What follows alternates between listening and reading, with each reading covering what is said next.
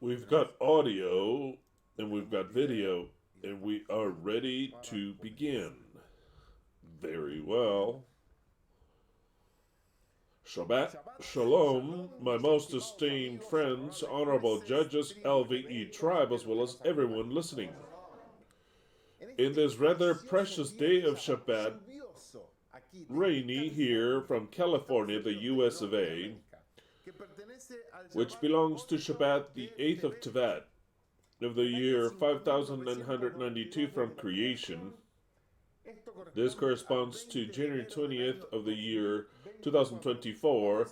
We shall initiate yet another series which bears the title Wisdom and Discipline, Part 1.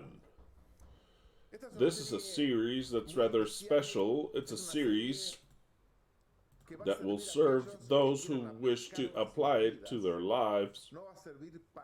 It will not be any good if you're just a listener, like the listeners that Ezekiel had, which he would sit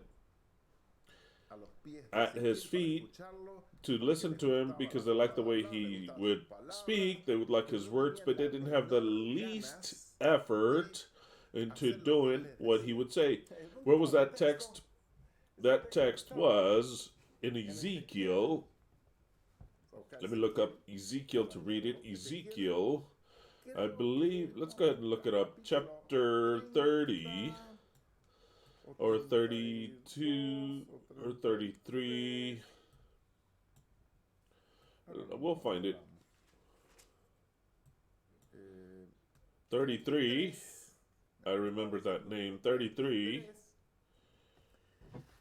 31, and on it says, shall my people come pretending to be sincere? Before 30.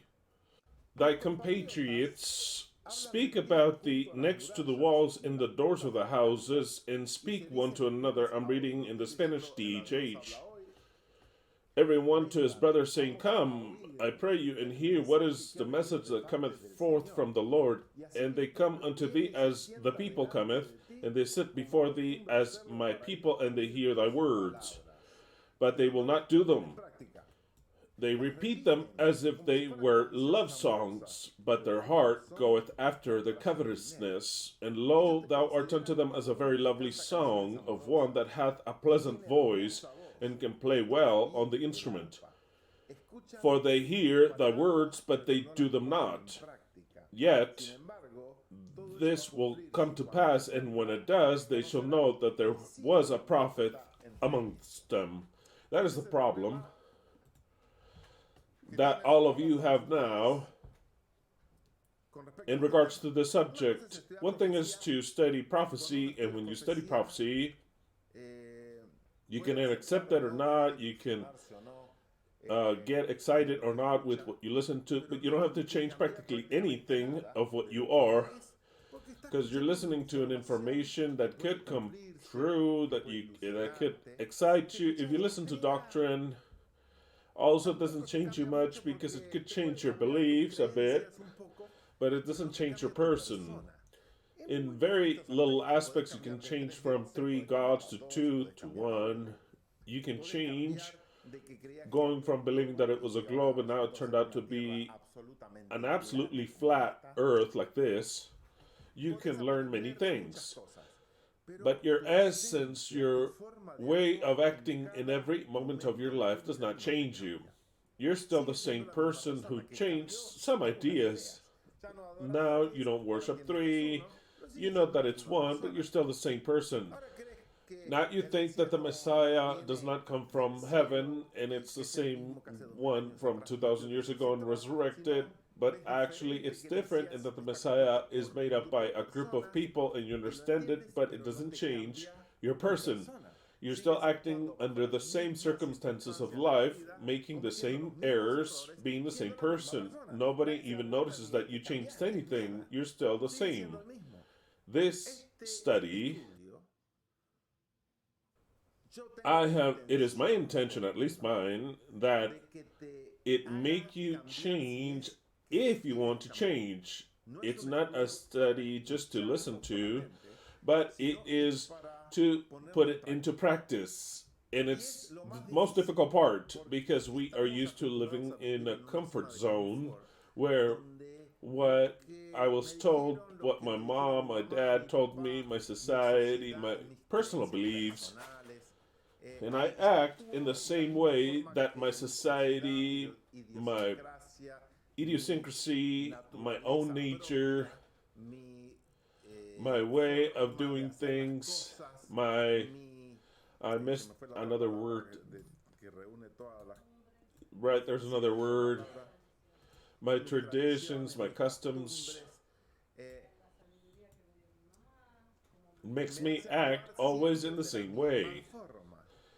On the other hand, my intention is that you evaluate after every study that we'll do, that you evaluate your own way of acting. If your way of acting is the correct one, or if you have to change and you have to come out of your comfort zone of how you act your whole life. You could be 15 years old, 20, 40, 50, 60, and even older. And even if you have acted your whole life in the very same way, it doesn't mean that it's the correct one. It doesn't mean that you're acting like a judge, like a king, like a messiah. So then, this study is actually something different. It is something for those who actually wish to change, to come out of their comfort zone. It's something so difficult to recognize that you were wrong in the way of thinking. Let's start with that. It's very difficult. It is very easy, well, easy for us to say, it's not 3, it's 1. Okay, that's fine. It's logical. Oh, the earth is like that? Okay, exterior things to you. To change your beliefs of something exterior. That is something, for some people, that it's very difficult for most, but for us who have been changing things, it is relatively easy. We changed our way of thinking of the Messiah, but it's all exterior things to us. And when we have to change something, that is where it hurts, it's difficult, and you have to do a very intense work because it goes against our own personality and it'll reform our character. So then, that is something that the people don't want to do. It's easier to change the exterior information, but the interior information, generally, you think that you're correct. You're correct and you act correctly, or the way that you've been acting is the normal one because you've seen your grandma act like that in your society. You've seen it always in the very same way. So then you assume that that is the correct form. Now, when somebody makes you understand and that it's not the correct form, that you have to break away with that it's when it becomes very difficult. This subject is difficult. That's why it's called wisdom and discipline. If it were to be called wisdom and doctrine, that would be easier because doctrine, yeah, sure, I want to learn it, listen to the doctrine, I accept it. Now, discipline includes many things.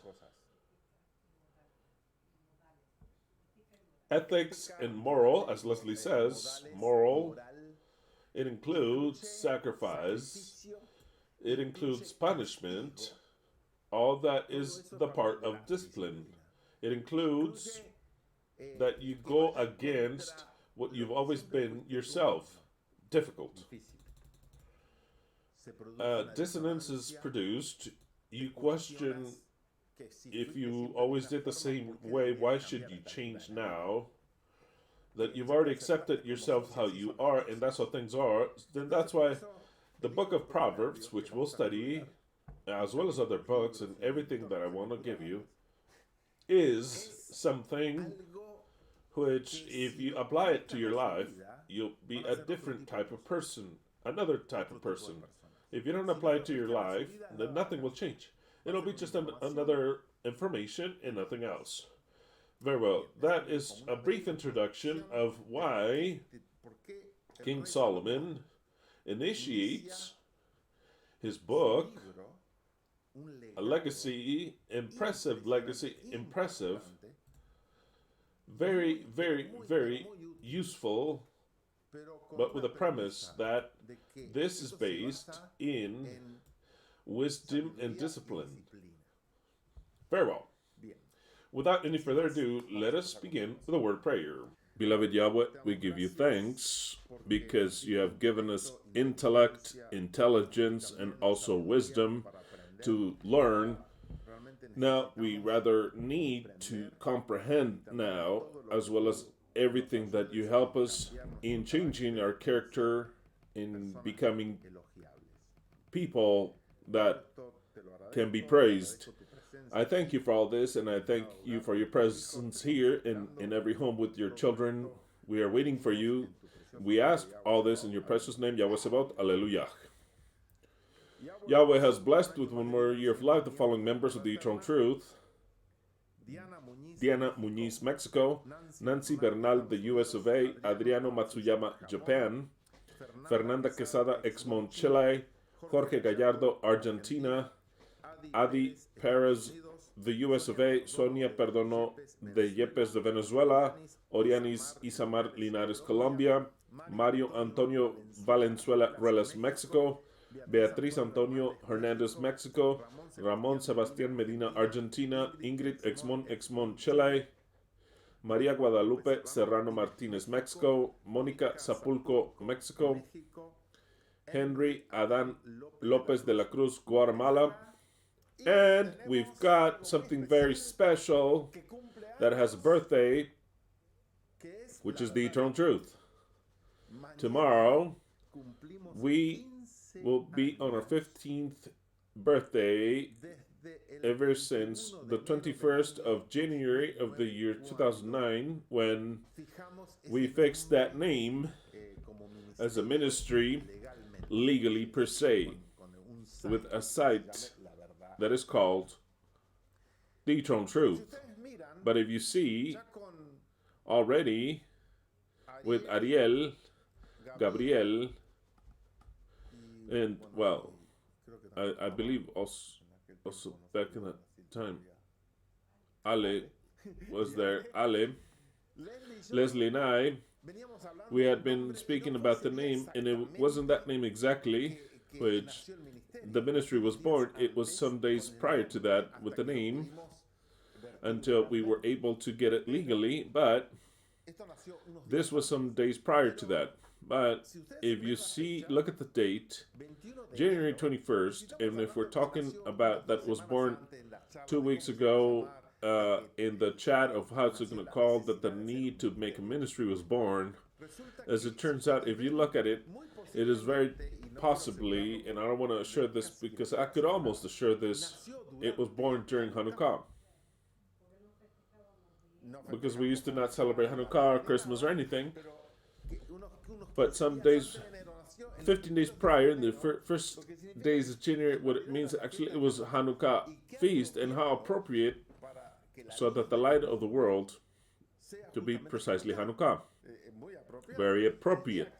The day in which Yahweh begat himself, or in the feast in which Yahweh begets himself into Mary to be the light of the world. It is the day of the conception of the ministry of the Eternal Truth is Hanukkah. Exactly, Hanukkah. So then we could say with complete authority and with proof that the Eternal Truth as a ministry was born, that light of the world that illuminates the world was born in Hanukkah. What a better date than that? The day of the Feast of the Lights, the Feast of the Purification of the Temple, when precisely the temple would be purified. So then, this entity, this child, is 15 years old. The Eternal Truth is 15 years old. Impressive, absolutely impressive. And I don't want to forget that detail, so then from here on out, always we're going to have that present that the Eternal Truth was born in Hanukkah, and it was born in Hanukkah of the year 2009. So then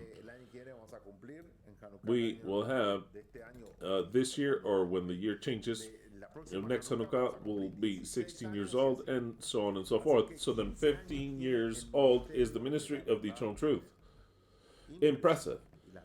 The date in which it is born. Nothing planned. We didn't even celebrate that feast at all. None whatsoever. Very well.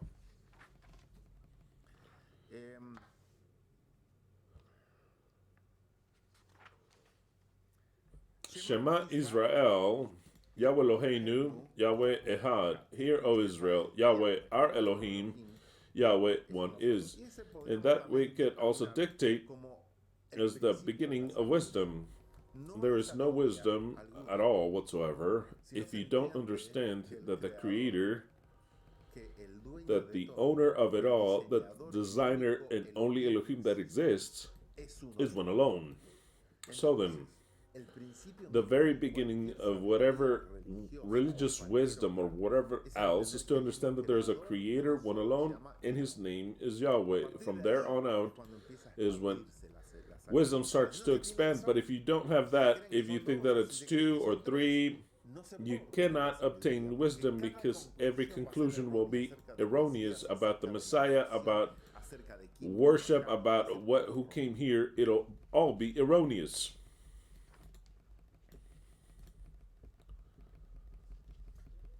Proverbs 25:2. It is the glory of Elohim to conceal the word. Word is concealed. It is a parable. Yet it is the glory of the king to search out the word. To those that are kings and will be kings, eternal kings for all eternity, have the privilege of entering into the parables and understanding them, not the rest. For now,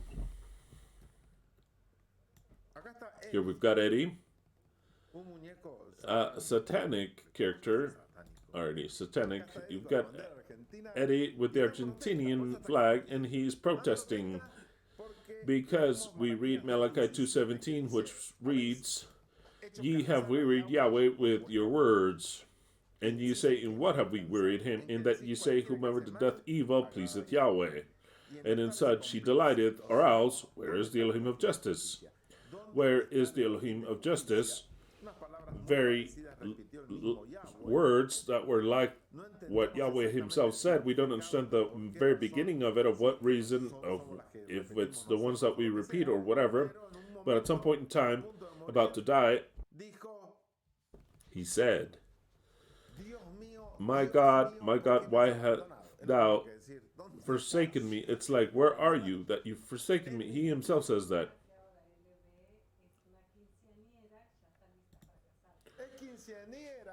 She is a quinceañera, 15 years old, birthday, and she can get married, although the modern rule says that she has to wait longer.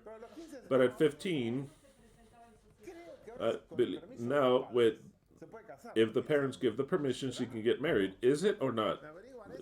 Can you please find that out? If a 15-year-old girl can get married, what are the laws of North America can say? Can she get married? I could care less what the law said, but I just wanted to know.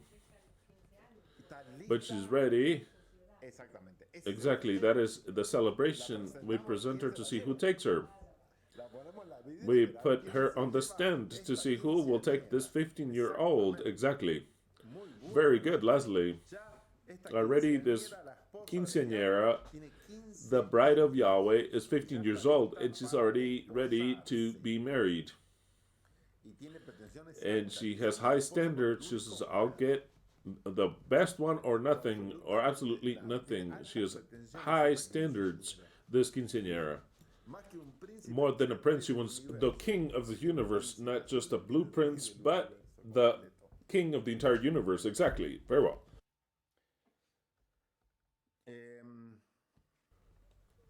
Invitational text. We got it. We've brought the New Living Translation. It's the only one that translated it correctly. It reads as follows. It says, the purpose of the Proverbs, I believe it's number 17 or 16.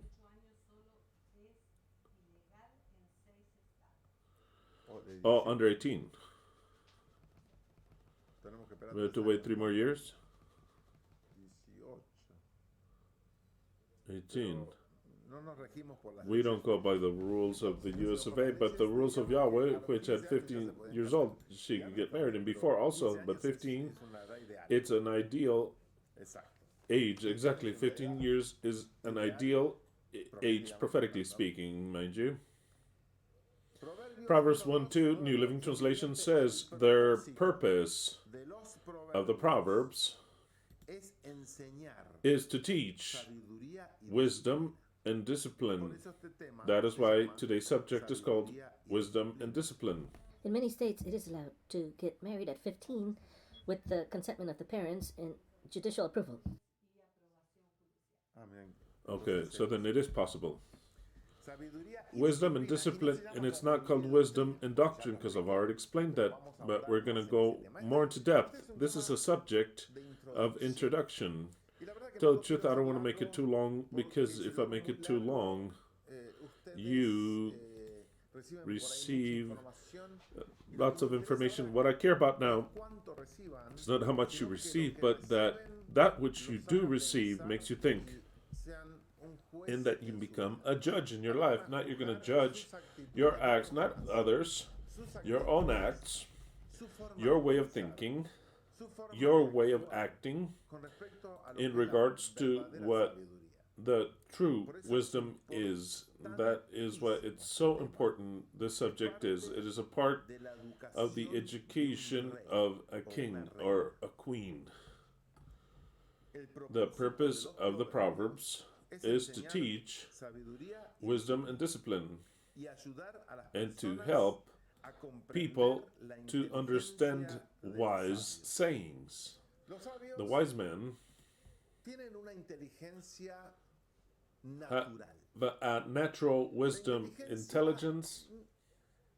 I've looked up definitions and a whole bunch of things, but they really didn't satisfy me, what I was looking for and found, but I will define it in the way that I've always seen it, because if it's not the correct definition, I can understand what Elohim, through Solomon, is trying to tell us. The intelligence, sometimes it's mistranslated, but the intelligence, I will define it. I want to clarify this. To me, it is this, but it's not the only thing. It can be clarified with something else. It is the capacity of containing wisdom. It's kind of like we've got different containers, bowls, or whatever you want to call them. There are places where you can contain something.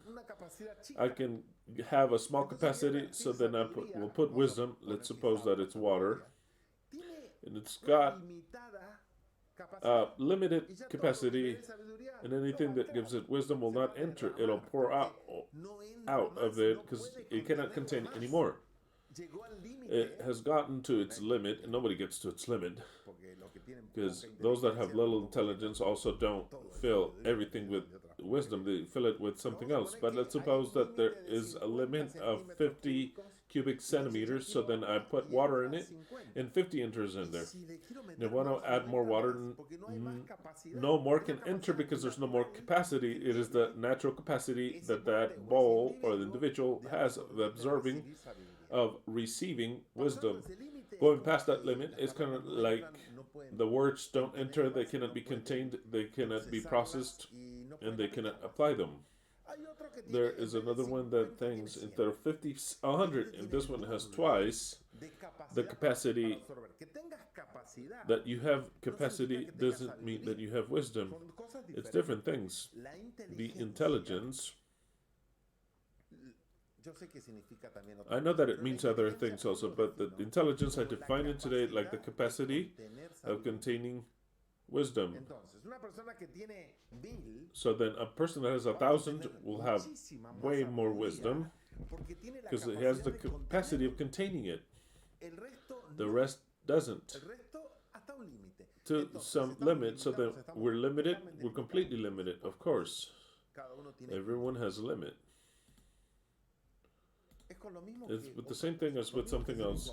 Like with a soccer player, I could play soccer my whole life since I was little, and I won't get to the capacity as the professionals do because it's not in me. That capacity is not in me.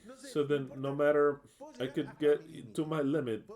I can do the impossible and get to my limit. It doesn't go past that. You got to this level, the ability you have. The other players, you'll never have theirs because you don't have that speed, the connection, electromechanic from the brain to the muscles, or the muscular fiber.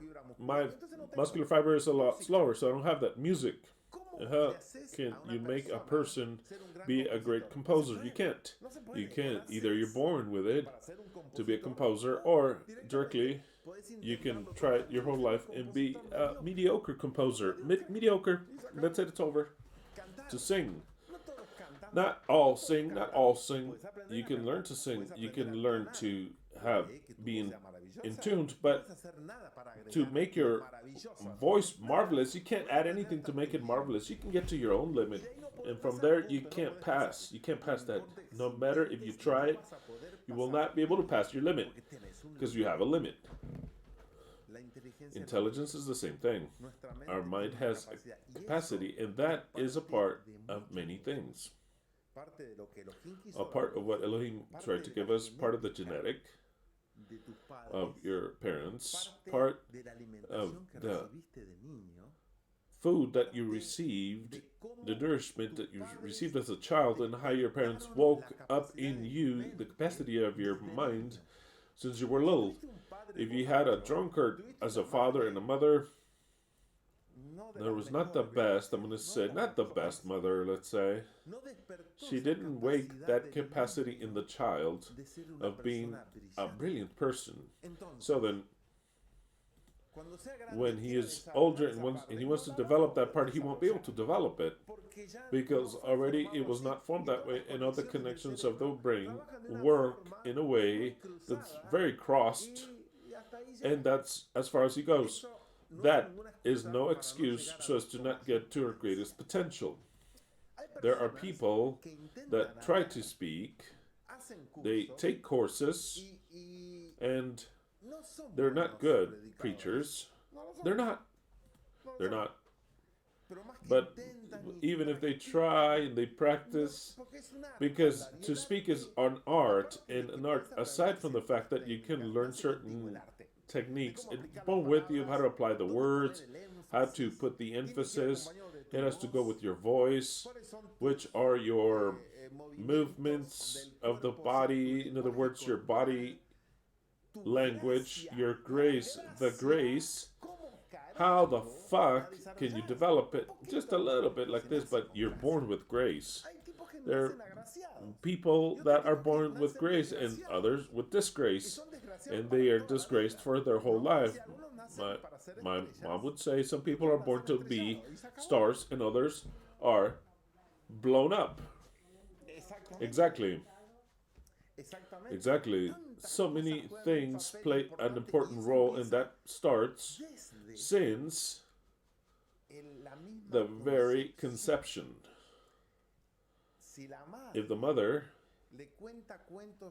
tells stories to the baby that is in her womb, and the dad comes and speaks to it, and there's love, there's communication between the father and the mother, there's chats, their son is not going to be mute because already that is being absorbed like by osmosis. It's being absorbed, and it is engraved in the DNA. So then we've got to know that we've got our limitations. So then, the wise men are people that have great intellectual capacity, and that is born with. It is not born, it is not made, it is born with. I want to make that very clear, because we are different.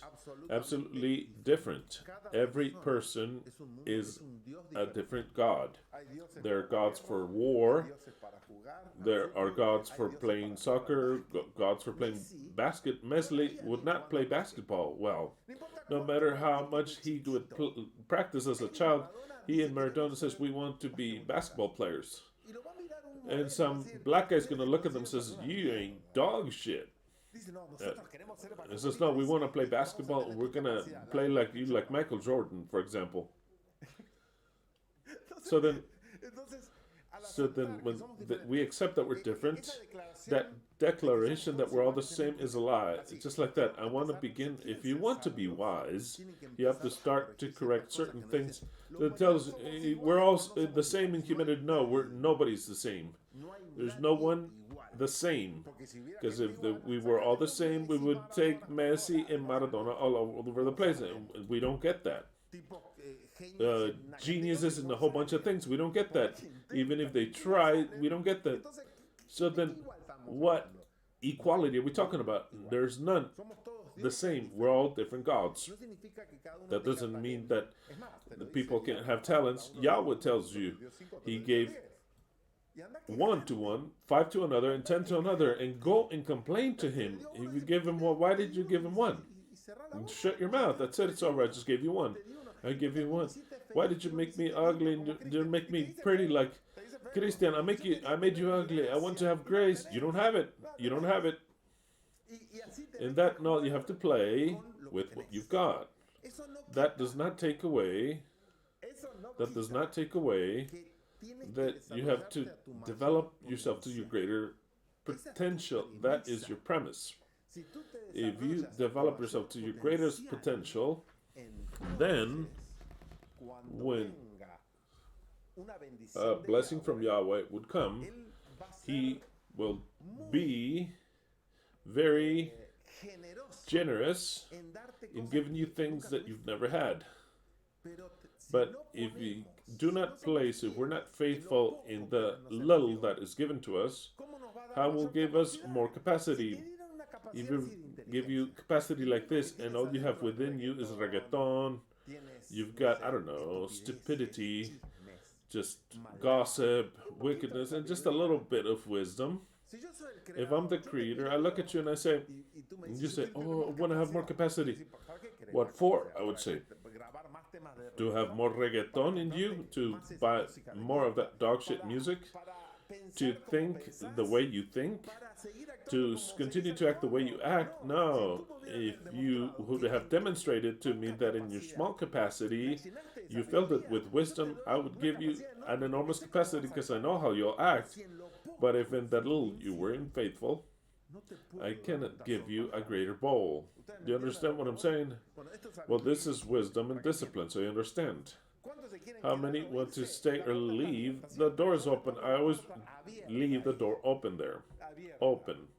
You can go out of there to a more comfortable place, or you can stay and develop or learn what is wrong with you and how you can, in the intelligence that you have, how you can fill it with wisdom and take out the bad actions,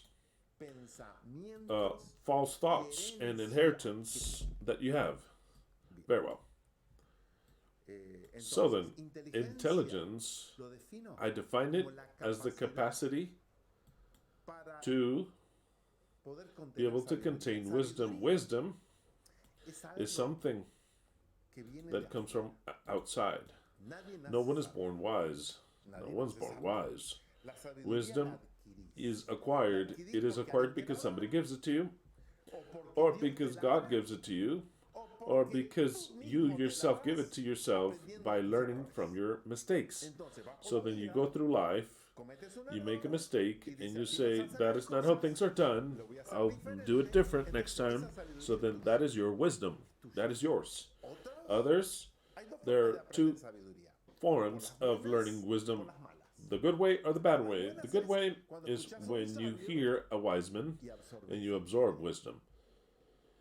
So that you don't have to go through the process of, oh, he's not right. I'm going to do things this way because I think they should be this way, and because they've always been done like this, because my mom said that things are like this, so then I'll do them like this. Well, then of course, when you go against the wall, you see that they weren't that way, and the worst thing of it all is that people never notice that, and they're always going up against the wall. They can't go out from there because once and again, they hit the wall and the same thing, They don't have the capacity of saying, I have to change. Sometimes it's, yeah, I should change, but I can't change. I can't change. That's my life. That's the way I am. And that's it. It's over. That's as far as I'll go. That is the maximum of wisdom that you'll obtain. But there are other people that through their experience, they change. And if they change, they obtain wisdom by their own experience. And if they obtain it from another, then their way becomes even easier, a lot more easier, because they don't have to hit and smash their finger to say, you don't have to hammer things this way, you have to do it this other way to avoid things, so they don't have to make mistakes to see when they've already been told what those are. Those are the wise men. That's what we'll talk about. We're going to talk about how to develop wisdom, how to obtain wisdom, and how wise are we, how we act in life, how life goes with us here. Does it go well with us? Does it go bad with us? Scripture says, and where is it? What I'm going to read. Let's see. Let us go to Eeny, meeny, miny, moe. No, I'm just playing. I will tell chat to not give your opinion. Just listen right now. Right. A wise man learns to listen, doesn't try to speak. A wise man learns to listen. Don't try to give the class that you came here to listen to. Exactly. Exactly. Or else you get lost. You miss out on what I'm saying. Right, so they miss out what you say, because if they say, no, there are many other types of intelligence, so no. What you should do is just listen. No, you miss out on what I'm saying. For now, just listen. Well, I don't know where is what I was going to say. I'll remember later. Farewell. So then, where were we? We are in the text of the invitation. The purpose of the Proverbs, it is to teach wisdom and discipline, and to help people to comprehend intelligence of the wise. The wise have a superior intelligence. There is no turn of the page. That's why they are wise, precisely, because they have an intelligence that already God has given them something special that the common people don't have. That is why they are wise, precisely. And when I talk about wise, I talk about wise men in every aspect. That's what we'll study. So then, let's start off Wisdom and Discipline, Part 1. I want for these studies to be interactive. What am I referring to? I refer to that while we're on this series, that you can have many chapters, way too many chapters in this series. Of course, that when I want, I'll give you some other things. We go to Revelation 17. We can talk about whatever. But for now, I'm going to leave to the side what doctrine and prophecy is. Although this is part of doctrine, but what is prophecy, to leave it aside. And we can learn and understand many things, and we'll work in ourselves. I want for these studies to be interactive from this moment on. You can ask me questions in my Facebook email, and also there I can measure your intelligence. Listen well to my words. A wise man learns to listen. He doesn't take the answer real quick to give an answer like Leslie says. Don't be commenting, yeah, because, no. A wise man listens. My dad used to say, as well as all the pastors, they used to say something. This phrase that I don't like at all, but I'm going to say it either way. When a donkey speaks, which in this case is not a donkey, that's what I like. When a donkey speaks, the others raise their ear. What it means that they don't all start to speak at once. So then try to keep the chat to the very minimum and try to learn yourselves. From this moment on, you can ask me questions in my Facebook email. Where? My Facebook email. Not in chat. Not in the comments of the video, not in Leslie's Facebook. in my Facebook email. Also, not questions in my Facebook. What do you call that? In my timeline. Exactly. On email, it is a private DM. In my DM in Facebook. If you don't have my Facebook, then I don't even know what you're doing listening to me. Because you should already know. I measure the people. When one speaks, I want you to understand how a wise man sees the people. I want you to understand that because sometimes you don't understand that.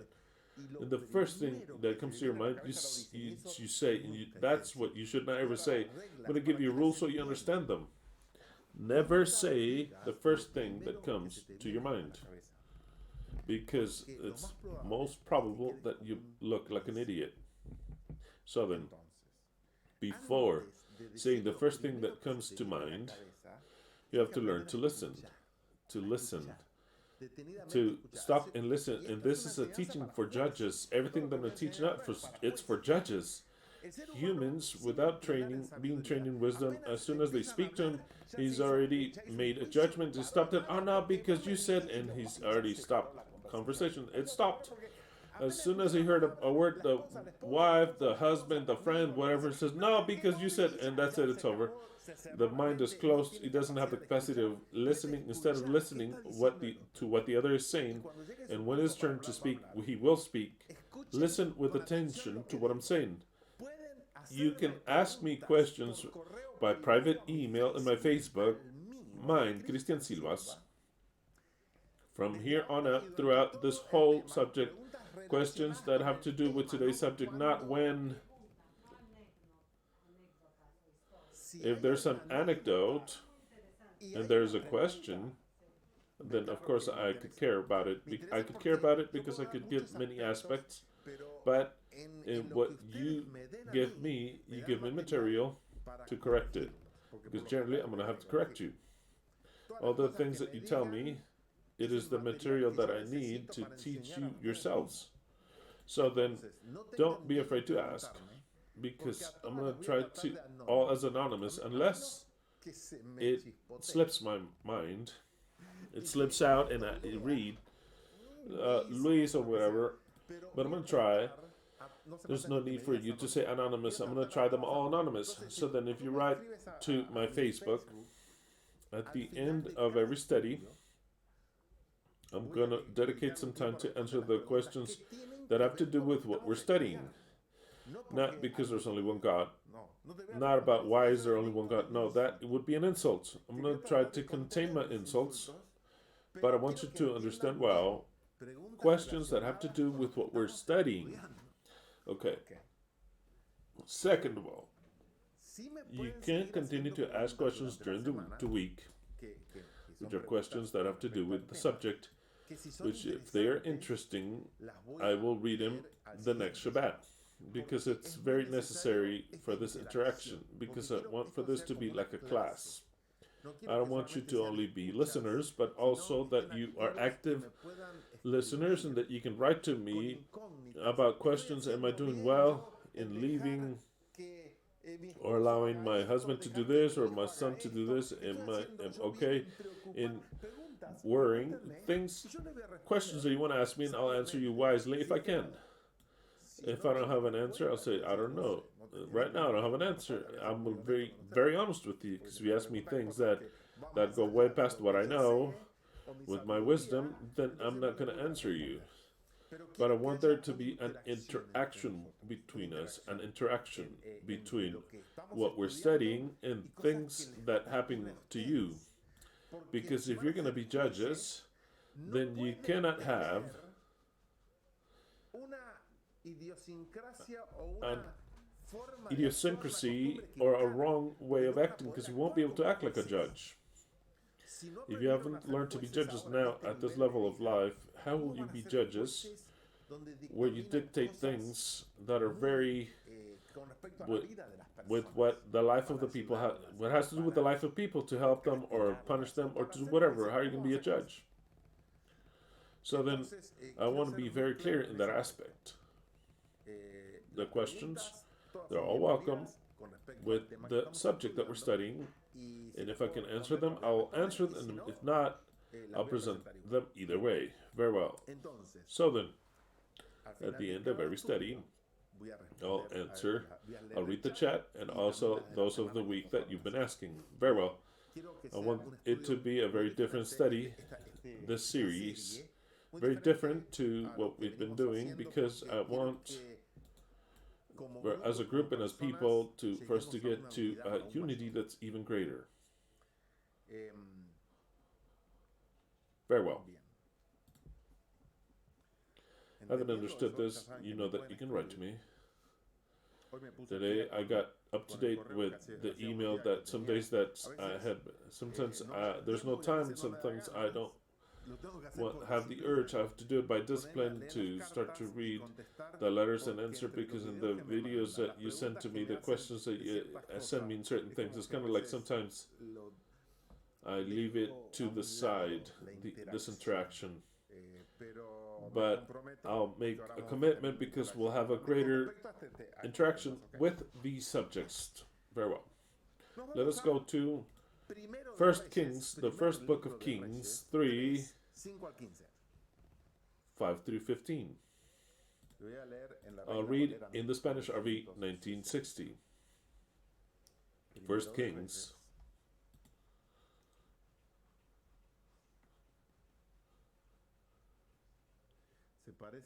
It looks like Love Connection. Yeah, but a lot better. We're going to talk about a lot, because we're going to talk about all the subjects that in our life, like daily things about matrimony, just anything in the husband and wife, parents and children, things like that. All those types of things, we got to talk about them, or else how will you obtain wisdom? And that doesn't mean that if you don't put your whole will, you're going to get any benefit out of it. You have to put lots of your will. 1 Kings 3, 5 to 15. In Gibeon, Yahweh appeared to Solomon in a dream by night. I believe he's 12 years old, but I'm not sure. If I read in the Talmud or the Bible, I don't know. I remember that he was 12 years old, but I can't remember that. If it was the Bible or wherever. I don't know. I doubt what I just said. I don't know. I think he was 12 years old. I think so. And Yahweh appeared to Solomon in Gibeon at night.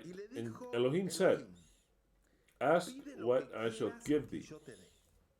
Solomon said, "Thou hast showed unto thy servant David, my father, great mercy, according as he walked before thee in truth and in righteousness and uprightness of heart with thee. And thou hast kept for him this great kindness, that thou hast given him a son to sit on his throne, as it is this day.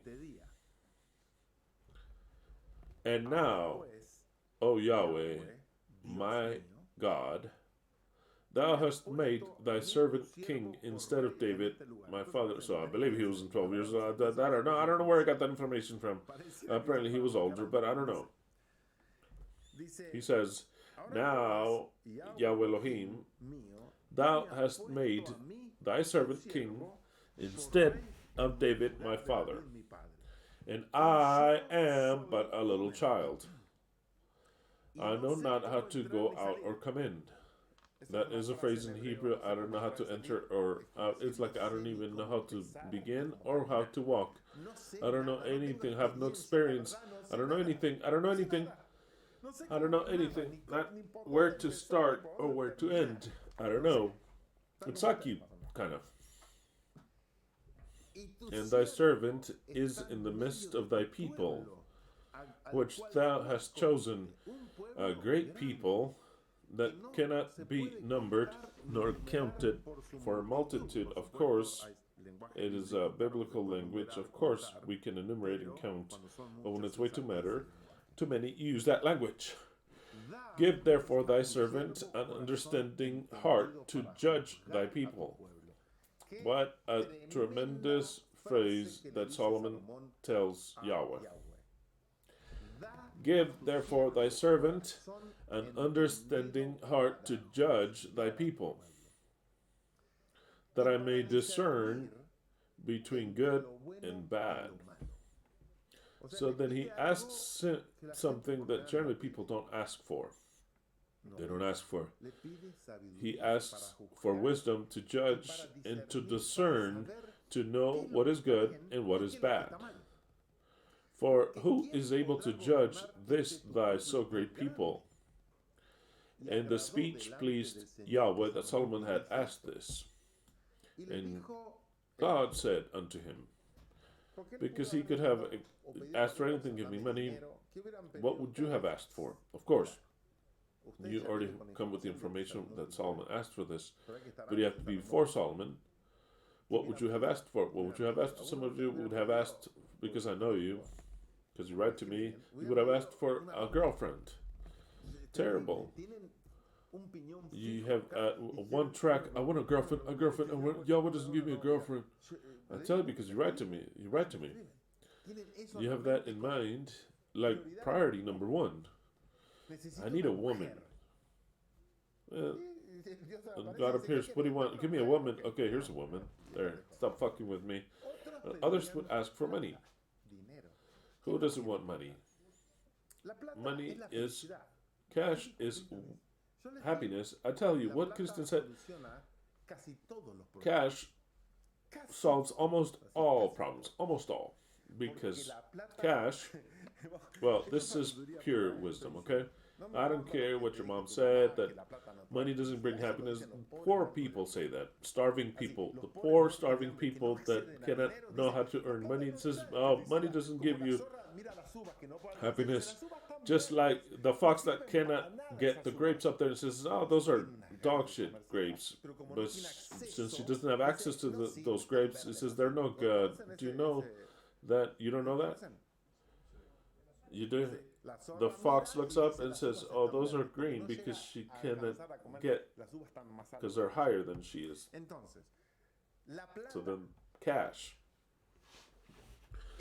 Almost the base of happiness. Somebody told you the contrary, they're wrong. All of your problems, most of your problems, because of money. It's always money. Why? Let me explain it to you in 2 minutes. If you had money, lots of money, but lots of money, way past what you think for, lots of money, you would not have to stand even your wife that's next to you says, I want to get divorced, I'll live alone. Or your wife that's next to you, I want to get divorced, I can't stand you, I'm going to go live alone. Or you would go out from the house of your parents or wherever slum that you're living, or away from your family, go to a beach, or you buy yourself a mansion because you've got money. So then, whoever said that money does not solve things, that's a lie. An absolute lie. Money with wisdom, you've got it all. A person without money is somebody that's a wretched fool. There's no turn of the page, because nothing that he can or want can he buy. So then he has needs in every aspect. He would want to have something, if he looks for a partner, whatever he likes, he doesn't even know how to feed them. He has to work like an animal where he doesn't want to work, and he breaks he prostitutes himself to the very last, because to prostitute yourself to sell your body, no matter what part, either your hand or your elbow or your legs or your back, you're prostituting yourself either way. If I pay for you to carry something 8 hours a day, it's prostitution. We're all prostitutes. Just working for someone else is a prostitute. No matter, of course, you thought that if you only used other specific muscles, it was prostitution. Not all the muscles, the same thing. Absolutely the same thing. In fact, these are worth more than other muscles, because your legs are more necessary to live than other muscles that you may have. The hands, whatever. So then you prostitute yourself because you have to grab things that you don't want to. You have to go and clean the bathrooms that you don't want to clean. That is what you call prostitution, because it's against your will, but you have to do it because money. What do you call that? Prostitution. But what did your parents tell you? Work is dignifying. How is it going to be dignifying? It doesn't mean shit. Working for yourself, it's dignifying. If you have your own company, that you do what you want. If you're self-employed, you feel well. But if you work like a servant for someone else, and you always to have to stand with a boss that mistreats you, people that envy you, and you have to, you're tired, no, you have to get up at 4 a.m., 5 a.m. because you have to be there on time. And you would want to be with your wife. In the best of the cases, with your wife, you can't. Because you come dead because you prostitute yourself all day. You come dead. You just want to eat and go to sleep. Because tomorrow you have another day just like that. Body abuse because you prostitute your whole body, except for other things. And you don't even use the other things because you're dead. Are completely fucked in this world because it's all turned around. So then what does wisdom say? Wisdom say that almost the 99% of something is with money. Even Hammer said it. The difference, he says, sometimes of getting a DHS or not, depending how much money you've got in your wallet. But of course, obviously, it is. And if you have wisdom and money, you're a wise man that is rich. And wise men generally are rich because the wisdom of the poor man is nothing. That is what I was looking in the text. Can you look it up? It is in, where is it? The wisdom of the wise is underrated. In Job, the wisdom of the poor, pardon me. Can you look it up where it is? It's Psalm 16.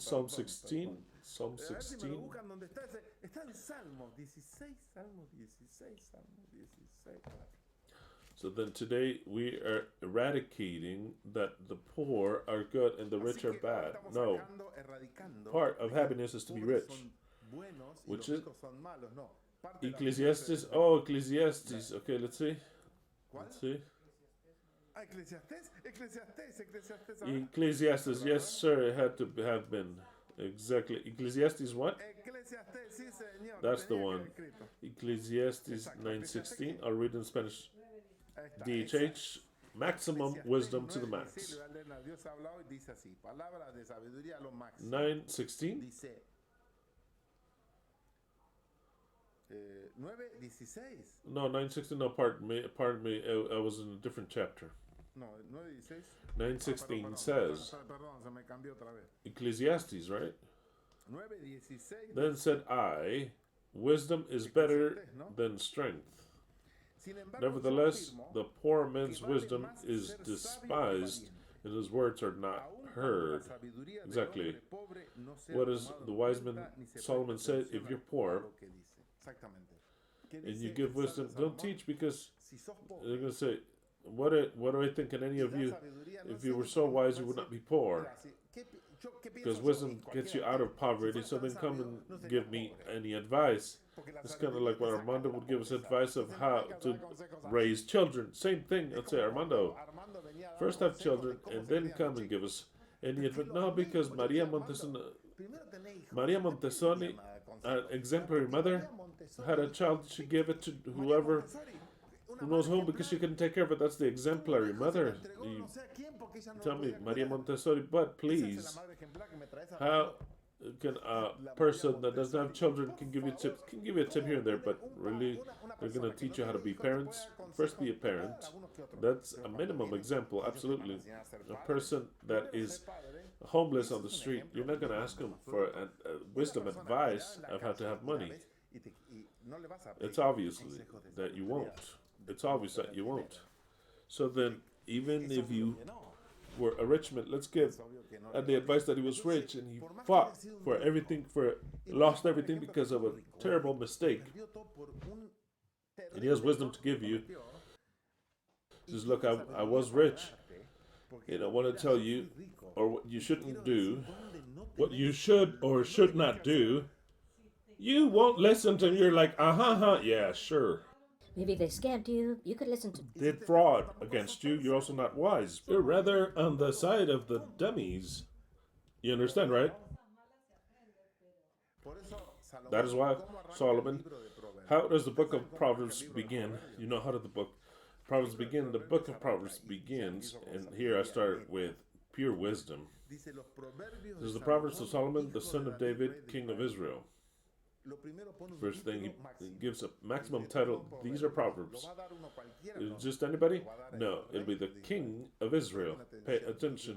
So then you say, oh, who would it be? The king of Israel? Okay, let's pay attention.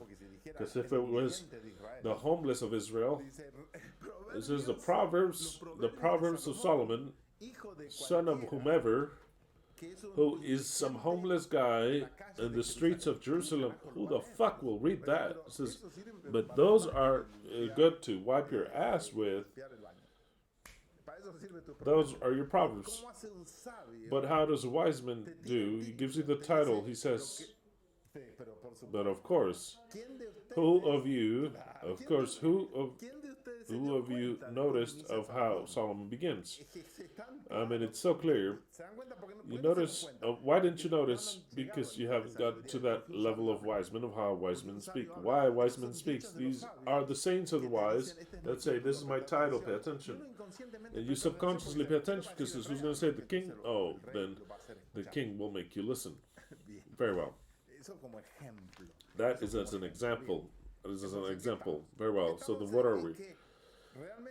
We are on the subject that a wise man does not end up to be poor. We do agree, and if he ends up poor, it is circumstantially because a wise man goes again and makes money once again because he's wise man. Why? Because the wisdom is more valuable than gold and silver. So then if wisdom is more valuable than gold and silver, it means that a wise man, that you make him, get him naked and take everything away, give him time, he'll be rich again.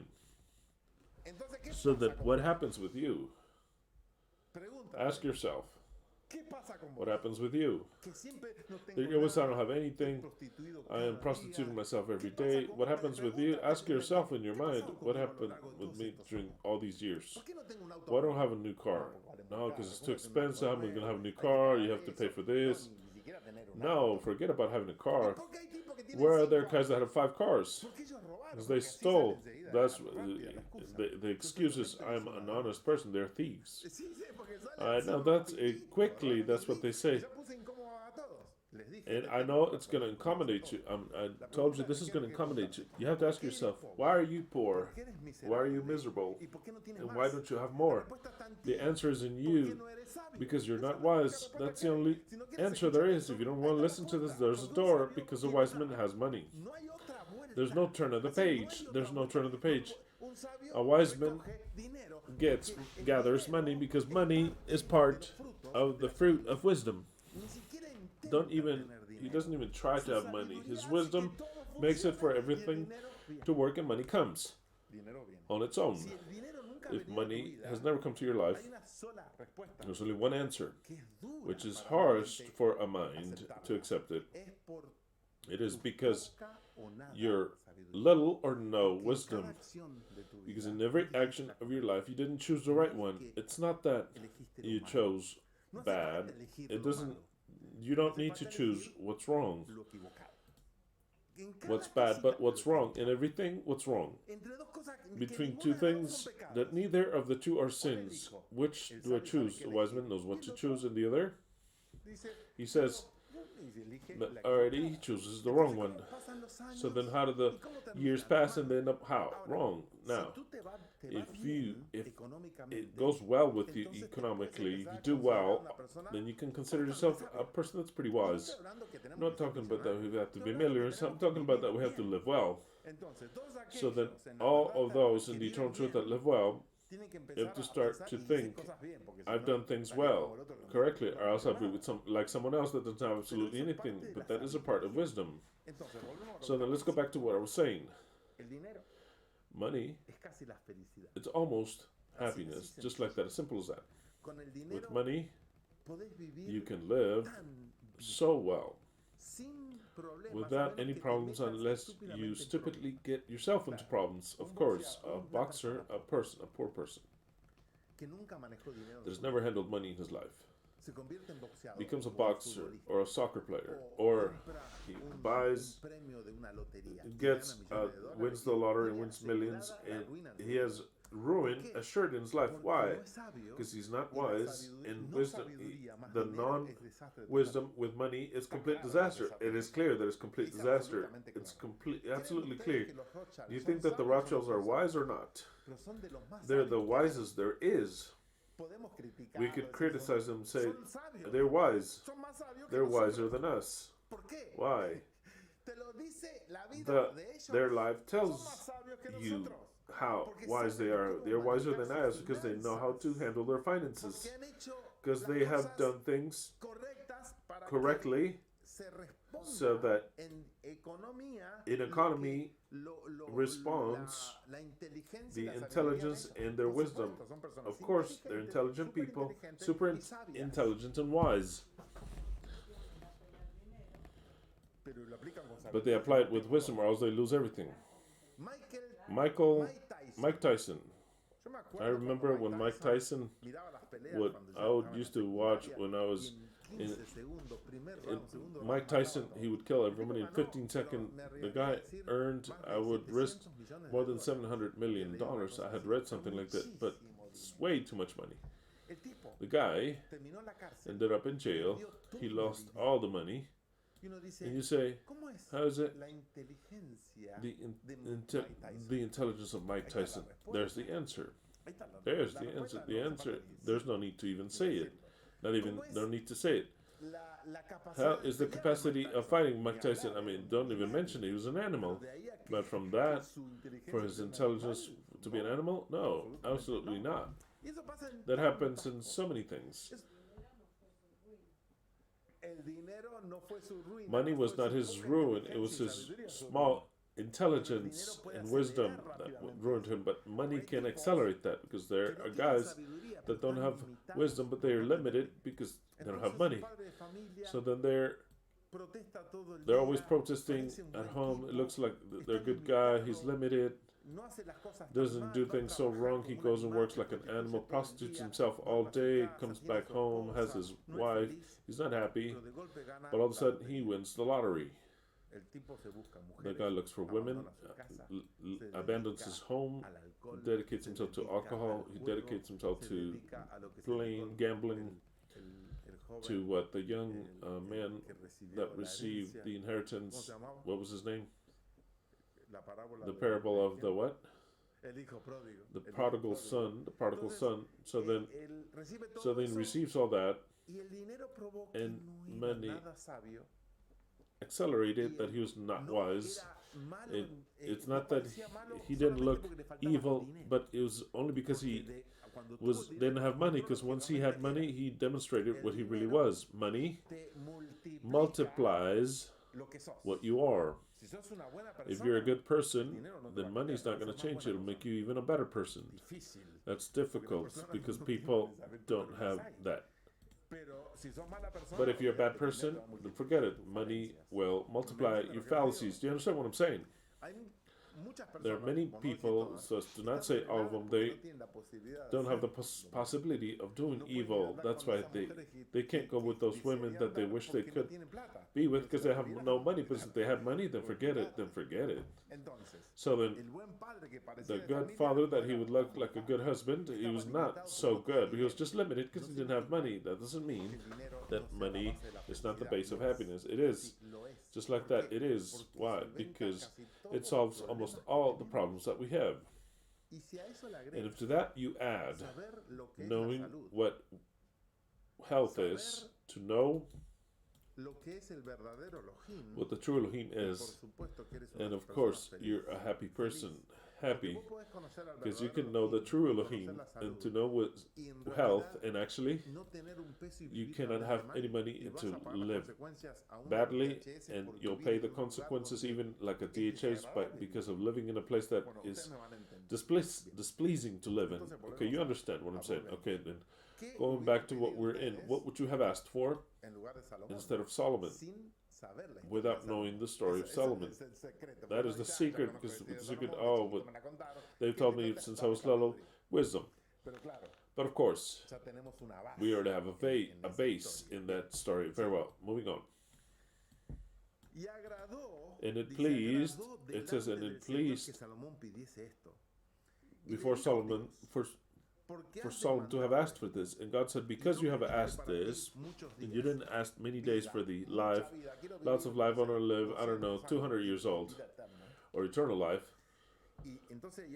So then Yahweh says, Solomon, because thou hast not asked many days for thyself, or riches, or the life of your enemies, because there's this situation that people are all consumed with hate. So a person, and if they gave him the chance, they would want to have vengeance. They want vengeance. That's why Elohim says these things. But you have asked for yourself intelligence to hear judgment. Behold, I have done according to thy words. Lo, I have given thee a wise and understanding heart, so that there was none like thee before thee, neither after thee shall any rise like unto thee. Well, I doubt that, because we're speaking about a king that lived 3,000 years ago, precisely like halfway through the creation. And of course, Yahweh tells them there won't be another one like you, maybe in the people of Israel, another king like you, but that's fine. Solomon had an immense, colossal wisdom. What plea did Yahweh tell him? Information? No. What did Yahweh give him? What did Yahweh give him? What do you think Yahweh give him? Intelligence, the capacity to be able to contain wisdom,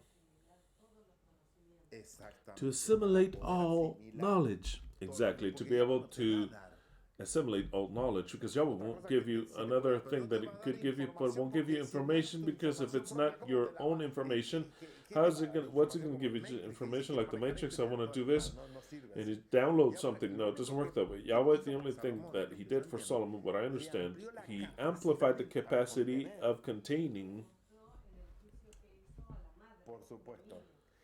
Of course. No, nothing. He got it. It was his idea. It gives him something else aside from the intelligence. There's another virtue, because it's a virtue. We all have it, but some we have it a lot more developed than others. Virtue is called intuition. Intuition is something that is born with you. Intuition is the capacity of discerning between something, if it's true or false, to discern intentions, to discern if something is right or wrong. That is intuition, and it already comes with you. So then if Yahweh amplified the capacity of being able to obtain wisdom, lots of it, and he opened the intuition maximum to the maximum. Of course, with intuition, you just listen and you already know. Not because of the information you have, but it's like something that is born with you that you already know. It's correctly explained, right? Intuition is something that is born with you. It's innate. We all have that. Some have it like this, and they eat whatever they are fed.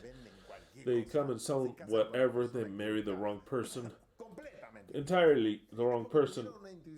They had intuition like this. Oh, I thought it was a blueprint. And he allowed so many red flags that he didn't see, red flags, but he ate. But what happened? She, in her enamorment, didn't have the intuition of saying, no, this mistreats his parents, and the dogs has that character like that. I know that he's so jealous. I know that all of a sudden he's with me and he looks at another woman and he looks at other. No, he lets all those things pass. There's no intuition, and then we go forward. How did I marry you? I was like an idiot. Yeah, you were like an idiot. There's no intuition. In business is also a partner come, a future associate. And so he says, oh, you put the money, I'll do this and that. And if you have intuition, then they steal everything. Just like that, they steal everything. But that is something that should be of your own. I don't know if we can develop it even more. We can sharpen it. But there are guys that we are born with lots of intuition. Why did you include yourself? We're born with lots of intuition, but that is already innate. It's innate in humans. Intelligence, it's innate in humans. It is something of ours. It was born with this. You can laugh, but I'm speaking before you, and I'm going to tell you something. I know you're going to take this, and I don't care less how you take this. Exactly. Exactly.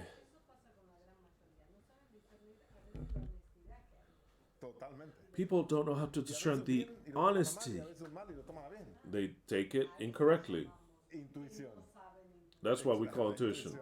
That's how we know they have no intuition. It is not sharp because they don't know if it's good or bad.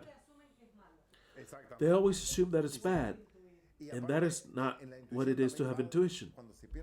And also, when you lose opportunities, that is business work. You miss out on things because you don't see it. With someone else with intuition, well, what? Hold on. How did you see that opportunity? Whoa, you're so lucky. I don't know if it's luck. Of course, it's ugly to say it's my personal skill. Are you Argentinian? That's ugly to say that. But of course, how many of you can say what I'm about to say?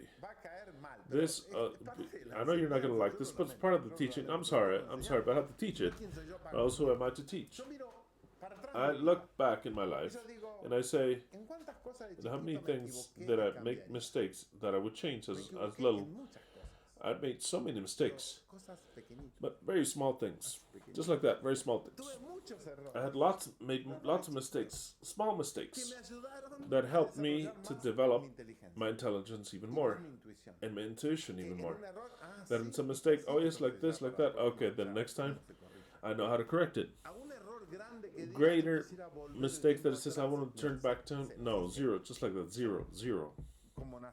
The way I was born, I didn't make any great mistakes. None. None that I wish I could want to go back to the past. Zero, just like that. Zero mistakes. How many can say that honestly, not because, but honestly, how many can say that? That you look back in your life, you look back and say, I would correct this. I wish I could go back. I wish I didn't do this. Everything that I did, I would do it again because it's necessary for me to learn. To have friends that I shouldn't have, to do things that I should not have done. So then those small things help me to sharpen my intelligence, my wisdom, intuition. So that it were necessary steps to get this final product. But mistakes, when you make a great mistake, you bear it all your life. You made a mistake with whom you got married. How do you fix that? You can get divorced, but it stays with you, this stain. Then you have a child here and there outside of matrimony. How do you fix that? It's there. How do you fix that? And you pay for those mistakes. You pay for them. But that is what I tell you. That when a person is intelligent since they are children and wise since they are a child, then they make wise decisions and they get to the end of their life and this, like Job. Speaking about Job, how many things did Job say that he made a mistake with? None, he says. He must have been from Buenos Aires. I mean, that guy, I'm good, I do everything correctly, I help my wife. Was Job rich or poor? Extremely rich. Job was extremely rich. And did he have any regrets? None whatsoever. None whatsoever. Because he was wise since the very beginning. Even if it's a fable, even if Job didn't exist, we have a prototype there of a guy that's wise from the very beginning, which never made any mistakes. He never made any mistakes. How many children outside of matrimony did Job have? None. Does it say that there were other women that were coming behind and demanding things? None. Oh, what a son of a bitch, and to top it off, he had money. That's one of the secrets of the wise men, is that everything, if you do not make mistakes, then things fix themselves in such a special manner that later it is pleasurable to look back at your life and you say, wow, look at the female that I married. I'm so happy. Well, then of course, and the only thing is for you to say, you can say thanks to God, or you can say, wow, thanks to God and the wisdom and intelligence He gave me. That's why I tell you that these are difficult subjects. That the children that listen to me, if you pay attention to my words, and if you break yourselves and have discipline on yourselves, you can be great people. Because you would not make the mistakes that your parents made. You know what I'm saying? Okay.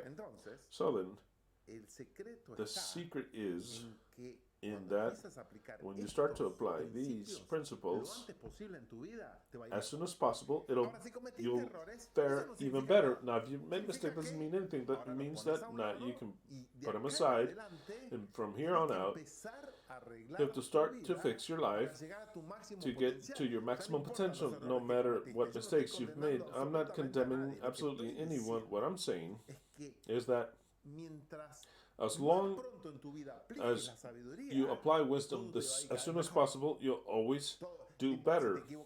Everything, if for 40 years you've made mistakes, well then start from now to practice, or else you always do the same thing. Do you understand what I'm saying?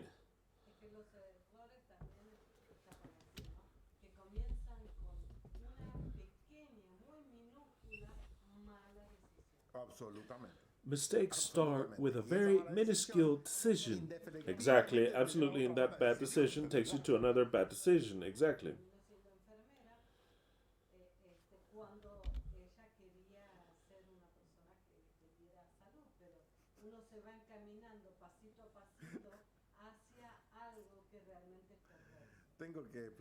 I have to explain what Leslie said so that you can understand it well.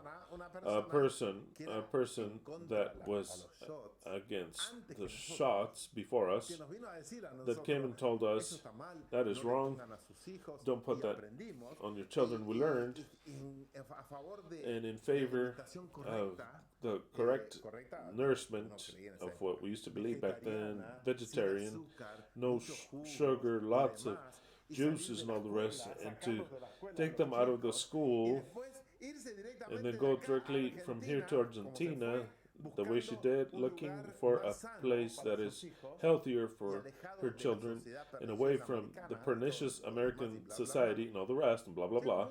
She got to a point where she says a mistake came. I want to help others.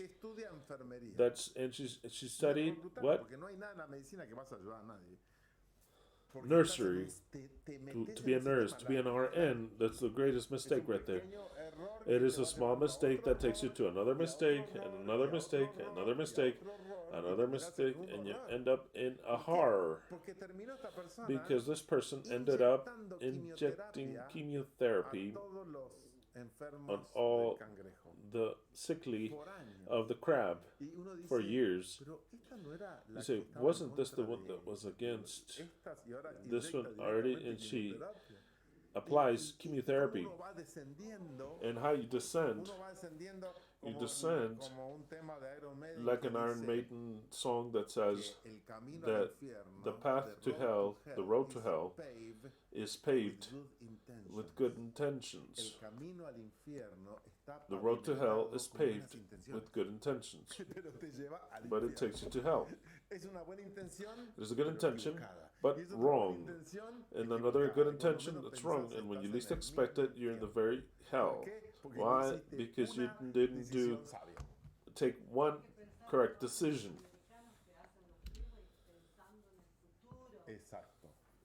Exactly. Exactly, and that no. Exactly. Thinking in the future completely. Every decision that you take is in the future. I remember in Buenos Aires, we used to get from the faucet, it was a dog shit little stream. I said, why do we have with such slow pressure? But the pressure would get to our house, we had to have a tank at floor level, and with a pump, we have to send that to another pump on top of your house. That's how it works in Buenos Aires, so then the pressure above was enough for the whole house. But you had to have two tanks, one that you would fill with misery and another one to pump it above. Why would that? Well, because the one that designed the system of water didn't have a vision, didn't have wisdom. He said, okay, it's for this then little dog shit ghetto. How does the U.S. do it?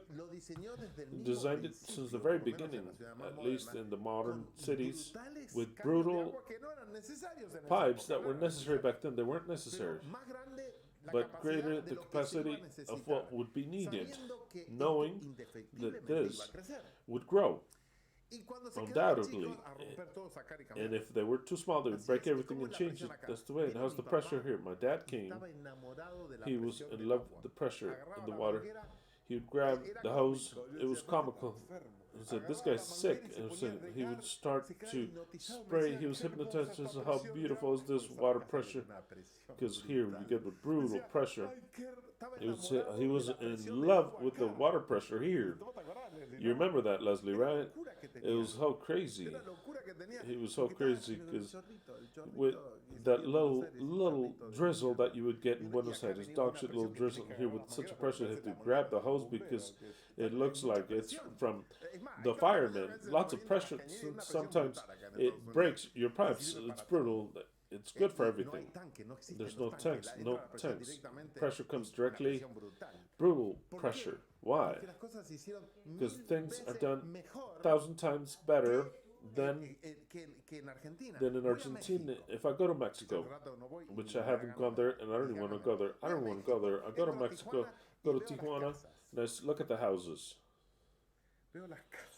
houses. Everyone, they build however they fucking want.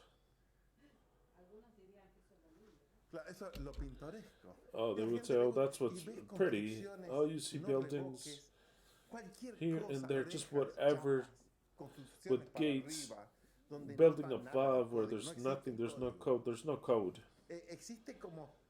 It's six, like, I need some more space, I'll build upwards. And so then whoever paints whatever color that they want, if they want to paint, or else they put some gates outside and that's how it's left like that. You look at that and you say, oh, how pretty. It is dog shit. It is nauseous. When you look at in a society that's a lot more intelligent, that there are codes in the city that say you can't just build whatever you want, but we want freedom. I want to have a ranch. Says, no, we don't accept ranches here. I don't want to see your fucking ranch. So then you have to build with the code, and that's where you have the codes. And you say the rules and the codes make it for things to look pretty. So then I go from Tijuana to the U.S. There's a small barrier that there is. And it looks like even the oxygen changes, everything changes. I come from driving like this, and I go like this, and I see all nice cars and a nice, huge freeway. I'm here fighting with everybody that they cross your path, and I go past the barrier, and it's like I'm in heaven. I went from hell to heaven, literally. Is it a lie what I'm saying or not? And my heart is so joyful when I exit Mexico. I get so joyful, I can't stand that anymore. Not the dog shit, not the people, nor the houses, nor the cars, nor the way of life, nothing can I stand there. Who's the wisest? Let me ask you. Who's the wisest? Can you live like little animals? Of course. Who is the country that has more diabetes? Mexico. Why? Because they have the uncle, all their family members, they all drink. And poor things, to top it off, they have the punishment of diabetes and all the 10,000 things, and rapes, and 90% abuse, because you have the uncle, he would touch and molest the children. It's normal. What are we going to do? Because we live all like rats in sardines. How's it gonna be a wise people? Like, how's Mexico gonna be a wise people? They can't be a wise people. Why? Because the society entirely is precisely in the non-wisdom. What is the wisdom that they say? You have to help your neighbor, help your grandma, the uncle. If you can build above your house. I remember when they would come here, people, what do they call them? Well, whatever. No matter what they were called. But they would call him Lucifer. Lucifer and his wife. I remember he would smile like this and tell me. First of all, it caught my attention that he says, Mexico, we eat such good meat. And I don't know, we made an asado, I don't know, remember how he ate? I would say that in his fucking life he had ever eaten so much food. He was so desperate. What does that indicate? That he is used to eating lots of meat? No, he's used to eating 500 tortillas and a little bit of meat. And he has to first to eat rice and beans and a little bit of meat because the meat is so expensive. Here we give you all meat, and the guy was in heaven, and he would eat and eat and I asked him, hey friend, I remember his name. What was his name? With his friend. Oh, Alberto was his name. No, not Alberto. Gil. Hey, my friend Gil. My friend Gil. Do you like this house? Because my house is silent. My house is like going, I don't know, it's like paradise. I love what my house is. The lady says, no, it's so boring here. Why? I want noise. I want people yelling, music, for the kids to be yelling. This is not a life. I looked at her and said, wow. Wow. You remember that, right? So then I asked Gil, what would you like in life most? He says, in my life, I would like for my son to come and build behind my house, and my daughter too, and I want to make a house behind my daughter, another house next to me for us to all live together. That would be happiness. And I was culture, it was the word I was looking for, culture. Yeah, but culture, the problem is our culture, because if in his mind we have that our children have to live in our own property as a society and as a country, as a place, that is the culture. Exactly. When you say Mexican culture, it's different to the Colombian culture, Argentinian culture, very different to the Russian culture, very different to the Spanish culture. You all have your own culture. The problem is that culture. And what is good, right and wrong, that is what you learn. It's for me, it is correct that my children live with me, married and everything, in my own property. Then of course, they have not obtained any wisdom. Is it clear that the daughter, when she was able to, she just fucked off and left? You see that reaction, right? When she was able, she moved out to a different city. We live in things that are very, very special here.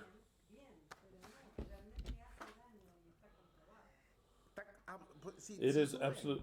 If your mind, because I'm talking about many things at once, this is just an intro, but of course, it's an intro. And I've already talked to an hour and a half. Can't believe you. It's just an intro, wow. To the book of Mishle. Mishle means Proverbs. Let's say if you give us a like, it's an intro, but if you, in your mind, your Latin mind, you wish for your children to live with you married, then you have to change your way of thinking. You have to change it if you want to be wise, if you want to be intelligent. Okay, let's see if we have likes. Because maybe there's no likes, nothing. Maybe we're even less.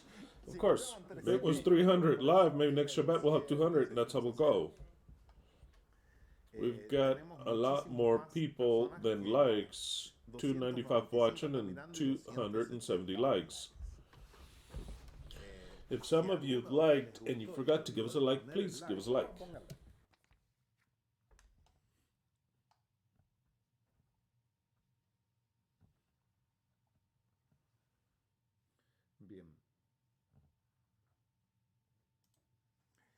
And I'm not saying that the American culture is the best.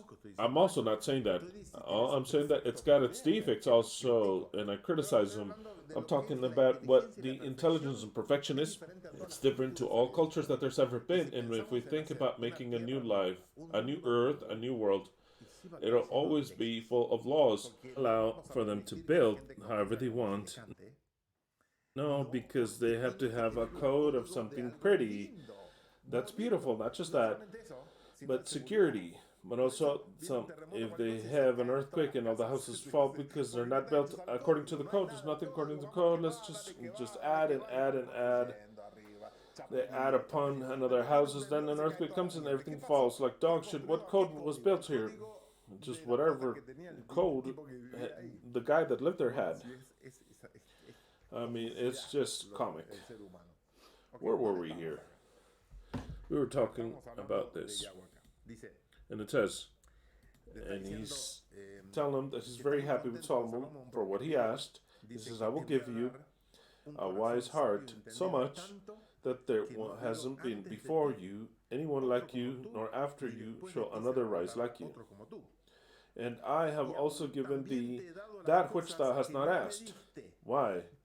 This is a rule. I want you. God didn't have an option here. Because, I'll say this again. There is no. It's not that he gave them just for free. He says, no, if I give you wisdom, with wisdom comes with what you haven't asked for. What didn't he ask for?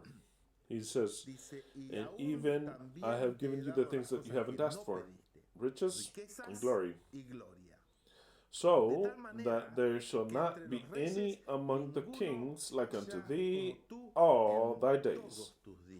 And if thou wilt walk in my ways, or in my ways, to keep my statutes and commandments, as thy father David did walk, then I will lengthen thy days. So then he says, look, you didn't ask for glory and riches, I'll give them to you, because it comes automatically. That's what he needed to say. It's something that comes by default, along with wisdom. But also I'll give you, if you keep my word, I will make you, I'll give you a long life. And Solomon awoke, and behold, it was a dream. And he came to Jerusalem and stood before the ark of the covenant of Yahweh, and offered up burnt offerings, and offered peace offerings, and made feast to all his servants. Very same story, but now we'll read it in Second Book of Chronicles 1, 7 through 13. I'll read it because certain words change, but it's the same story, but it's complemented. In that night, Elohim appeared unto Solomon and said unto him, ask what I shall give thee. Solomon said unto God, thou hast showed great mercy unto David my father, and hast made me to reign in his stead. Now, O Lord Elohim, let thy promise unto David my father be established. For thou hast made me king over a people like the dust of the earth in multitude. Give me now wisdom and knowledge. What does he ask in this version? More than this version, and this other witness, wisdom and science, which is the same thing as a heart that is understanding to judge your people, as the same thing as to discern within what's right and wrong. What does he ask for? Wisdom and science, that I may go out and come in before this people. For who can judge this thy people that is so great? And God said to Solomon, because this was in thine heart, and thou hast not asked for riches, wealth, or honor, nor the life of thine enemies, neither yet hast asked long life, but hast asked wisdom and knowledge for thyself, that thou mayest judge my people, over whom I have made thee king. Wisdom and knowledge is granted unto thee. I'll pause here real quick. If Yahweh will place us as kings, What is what we should ask from Yahweh and try to obtain from this series and on, at least, wisdom and science. What is it? Wisdom and discipline. It's fundamental. Or else you won't be able to reign upon anything. It's not something optional. Oh, yeah, with the wisdom that I have, it's enough. You might say, some of you. I'm fine. He says, I'm fine. But you're fine to live the way you live. But you're not okay to reign. Because if you would actually understand or believe that we're going to be kings, you have to start to develop a mind of a king. There's no turn of the page. If we are judges, we have to have a mind to judge. And if we're kings, then we have to have a mind to reign. And if we are judges and kings, we have to have a mind to reign with justice and judgment. But of course, what else could I add to that? None will get to that point saying, well, I didn't worry about developing anything the way I am, I'm fine. That is my culture, the one that I have. It is my wisdom that I have. And, well, we're fine like this. No.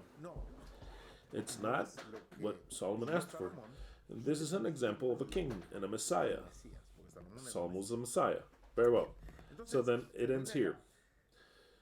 Wisdom and science are granted to thee, Elohim tells Solomon, and I will also give thee riches, wealth, and honor, such as none of the kings have had that have been before thee, neither shall there any after thee have the like. And that's true, because he was the richest king of Israel. Then Solomon came from his journey to the high place that was at Gibeon to Jerusalem, from before the tabernacle of the congregation, and reigned over Israel. So then,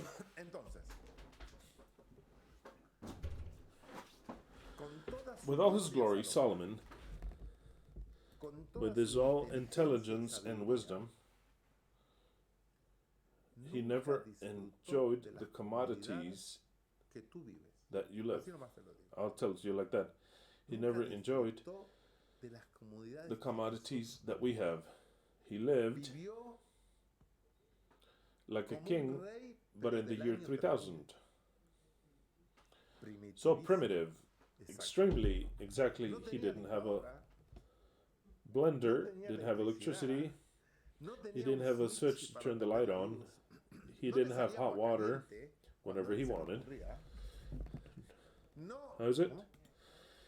He didn't have any type of cars with AC or with a heater to keep you warm or to move you 100 miles, 100 kilometers in an hour. I mean, you'd have to be crazy. It would take him... His cars were so uncomfortable, they had no suspension. Not even to think about flying. Not even about calling to see how your mother was doing.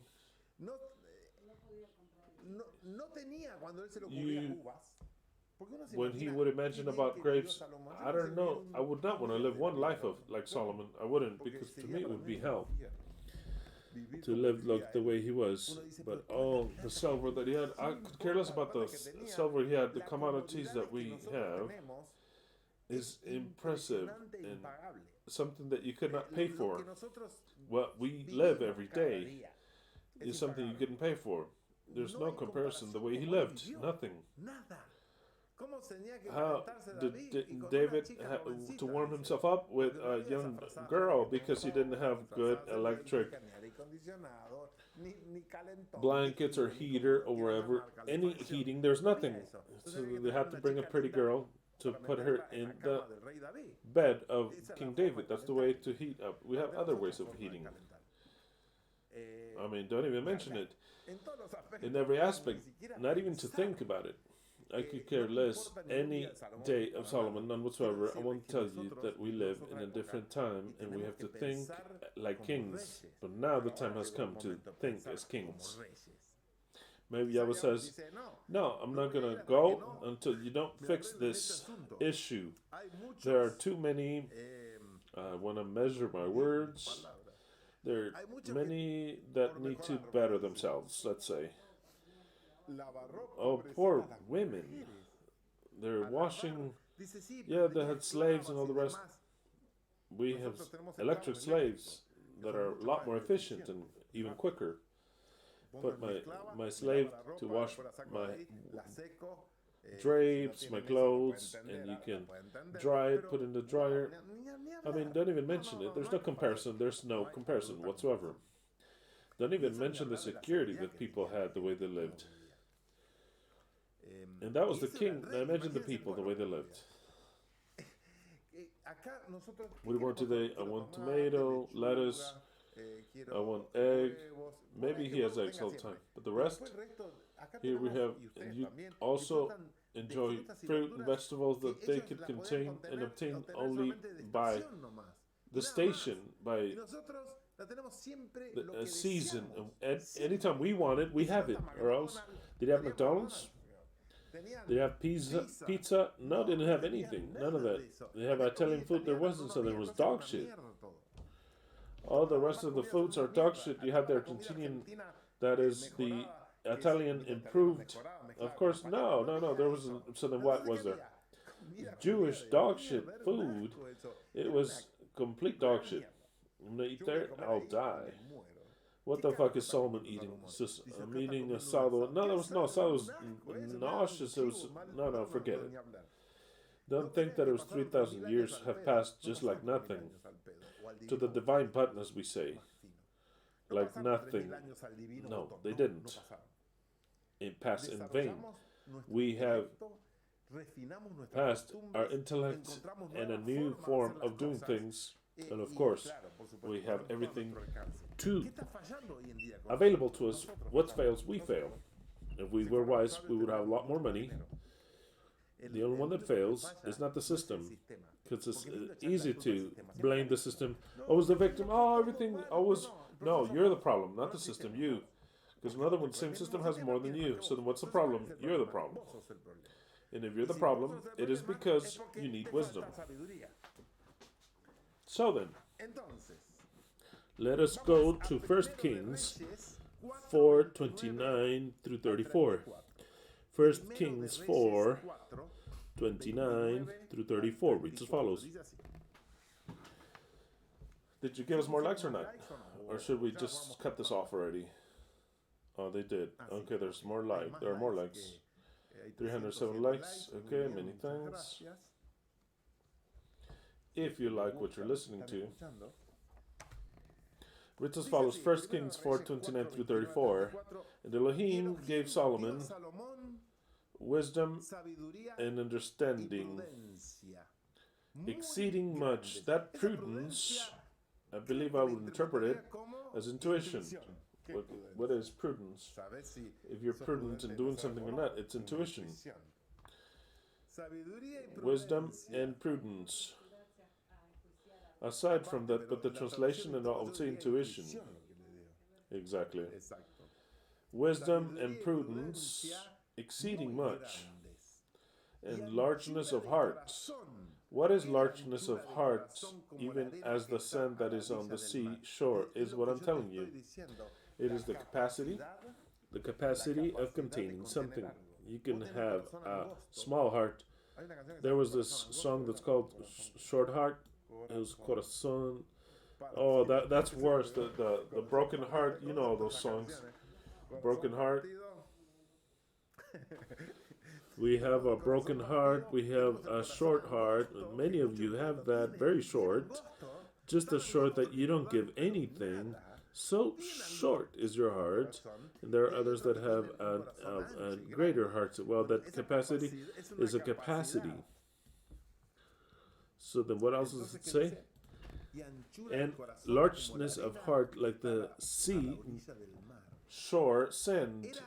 And Solomon's wisdom excelled the wisdom of all the children of the east country. Wow. And all the wisdom of Egypt, which was so much. Okay, it was way too much. We still don't know how the fuck they made the pyramids. Where he was wiser than all men, than Ethan and Israel. I don't know who the fuck that is, but apparently he was someone wise, who's famous. But that Ethan was famous. He was wiser than him. Then Heman, and Chalcol and Darda, the sons of Mahol, they were all wise men, and his fame was in all nations round about. And he spake 3,000 proverbs. Wow! And his songs were 1,005. And songs were 1,005. And he spake of trees, from the cedar tree that is in Lebanon, even unto the hyssop that springeth out of the wall. The hyssop, apparently, it was called some poison ivy or something. He spake, made conjections, he elaborated, spake of the beast, of the fowl, of the creeping things, and of the fishes. And there came of all the people to hear the wisdom of Solomon, because there was no YouTube back then. Back then, you have the advantage of listening to me. You don't have to come here, or else you would have to come here. But look at this. What an advantage. Wow. To hear the wisdom through YouTube for free. And to hear the wisdom of Solomon, the people will come from all the peoples of the earth, which had heard of his wisdom. Incredible. Absolutely incredible. So then, these studies that we'll have will not help you at all if you don't put them to practice. If you don't start to be judges from your very ways of thinking, and to start to practice, even if it hurts, even if it is difficult, even if it goes against your own nature, you won't be able to change, and it won't help you at all whatsoever. I'll tell to you like that. Now, if you're willing to do things that you should change in yourselves, then it'll be very helpful. These studies will. The most difficult thing is to understand that you are wrong and should change. Very well. Let us read the first text, but then we'll go to, for today, we'll stop. Yeah, I think 2 hours is fine. Proverbs chapter 1, or Mishle. Also, like in Leslie's picture, you could see Mishle with an accent mark, Mishle. But I like to slay Mishle, which is the same thing. Mishle is Proverbs. Now let us go to see certain words. In order to understand, because I don't like to elaborate only under my opinion, I bought myself some time ago, and I already had, and I completed a collection of Jewish comments about Mishle. I wanted to have everything that's been published basically in English, and everything that I was able to get. Of what the Talmud says, of what the Chachamim said, or the wise men, Jewish wise men say, but from the non-Christian point of view, because I could care less what the Christians with their translations, they make them say whatever thing. I wanted to know from the most original what they understand by every word that Solomon says that they value way too much. What was his point of view? So then, I'm going to give my point of view. In other words, Solomon was there that lived 3,000 years ago, or 2,500, or 2,800. Then you have all the wise men that write about what he wrote, and which I like because the translations are very different to what the Christians translate. And so then I can comprehend a little bit more of what Solomon said, not under the magnifying glass of a Christian, but directly of a Jewish person to get to the conclusions that I want to get to give what I understand. I'll give it to you like that. I could care less what the Jewish or the Christians say, but I read it to see what opinion they have, what I'm missing out on, because what I want to try to teach you is that always from a situation, don't look at it from just one point of view. You have to look at it from every possible angle to get a conclusion, because if I look at number 6 from one side, I'll see a 6. But if I look at it from the other side, I'll see a 9. So then I'll start to answer with some of this a 9, because it's from the other side. Say, no, it's a 6. We're crossed. You understand what I'm saying? Do I have to draw it? Because maybe one says, what is he saying? I don't understand. Okay, let's suppose there's a 6 here. There's a 6, right? So then he's standing here, and he looks this way. He says, this is a 9. Because he looks at it like that. This is a 9, right? This looks at this. What is he? A 9. But if there's some other guy here, and he's argues, and imagine he has got a gun, he says, I see a 6, because he's standing like this, written like this, on the ground.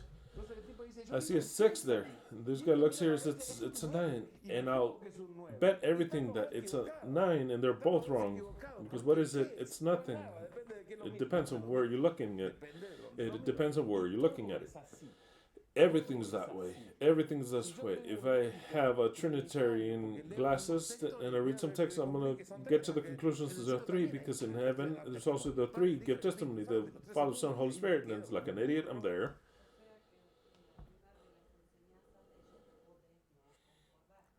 Completely. So then what I'm trying to say, I read all the Jewish angles so as to not miss out on anything due to the Christian translations. They have lots of wisdom.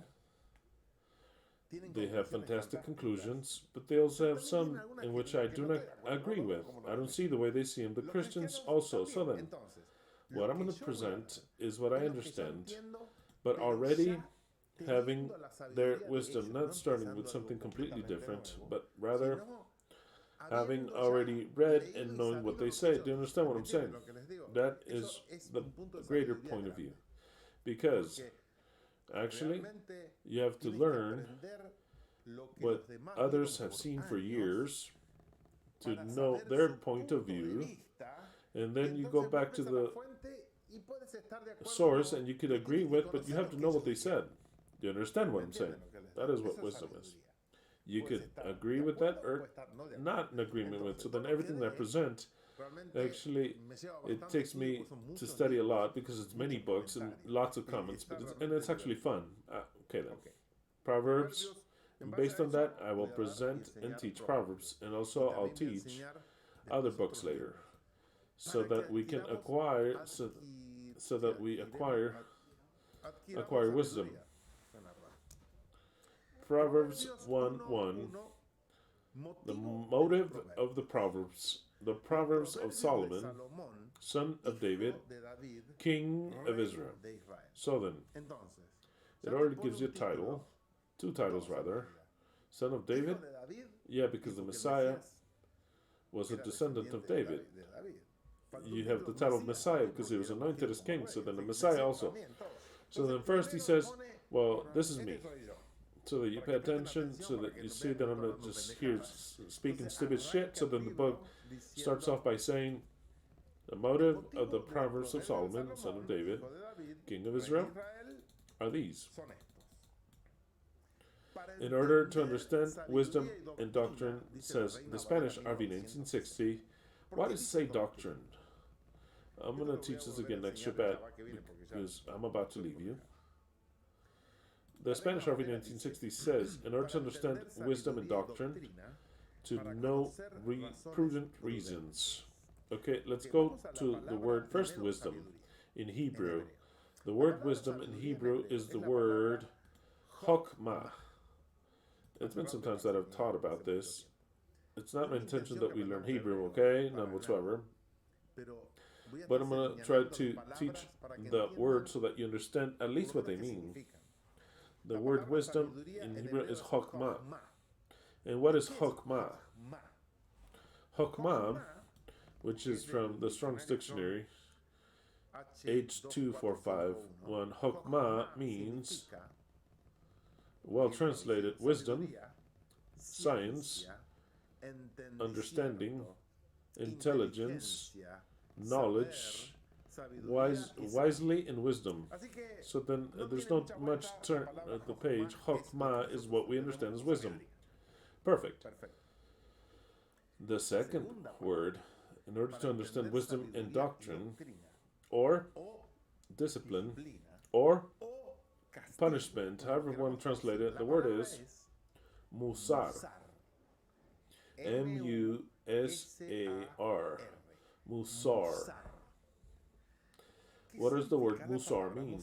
Because Solomon says this is to understand chokmah and musar. Without translating, Solomon says, I'm going to teach the reason that I'm going to, of the Proverbs, I as a king of Israel, son of David, okay, nonetheless, it is to learn chokmah and musar. What does musar mean? Well, that's where we'll start. Musar means, properly, comes from the word chastisement. In the Strong's Dictionary, H4148. It comes from the word chastisement, to start off. Figuratively speaking, means reproof, warning, or instruction. Also, restraint, bond, chastening, chastenment, check, correction, discipline, doctrine, instruction, rebuke, doctrine, teaching,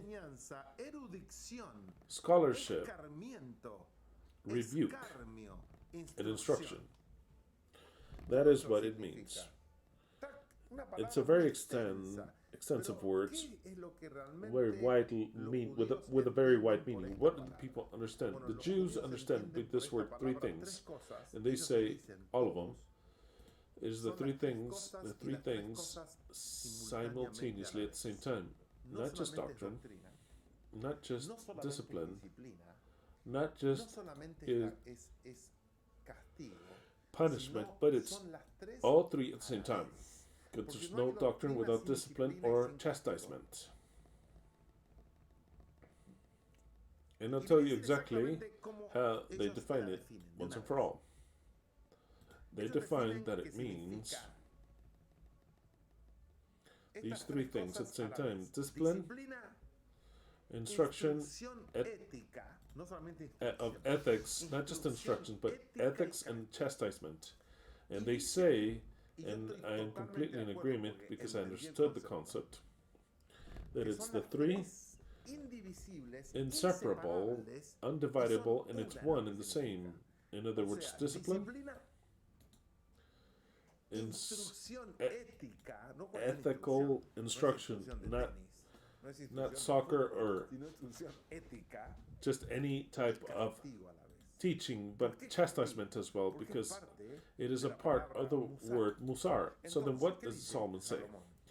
In order to understand, he says, the motive of the Proverbs, the motive of why I'm writing this book, and the wisest man of that time says, the motive of why I'm going to write a book for you, the actual motive is to understand wisdom, discipline, instruction,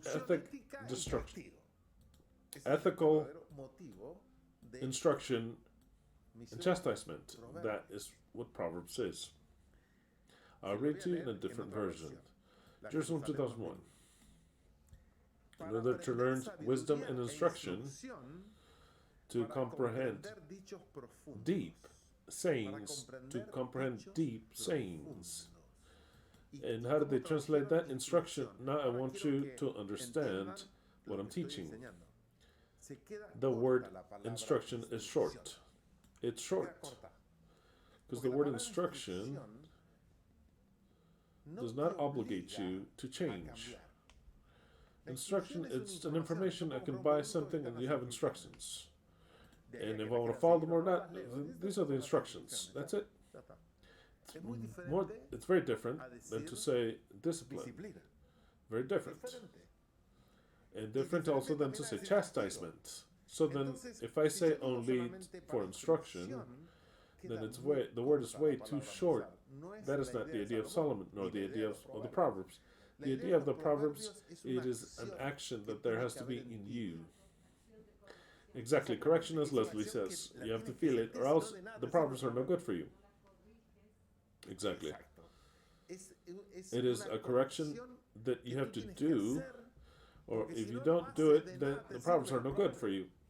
You don't become a wise man just by knowing.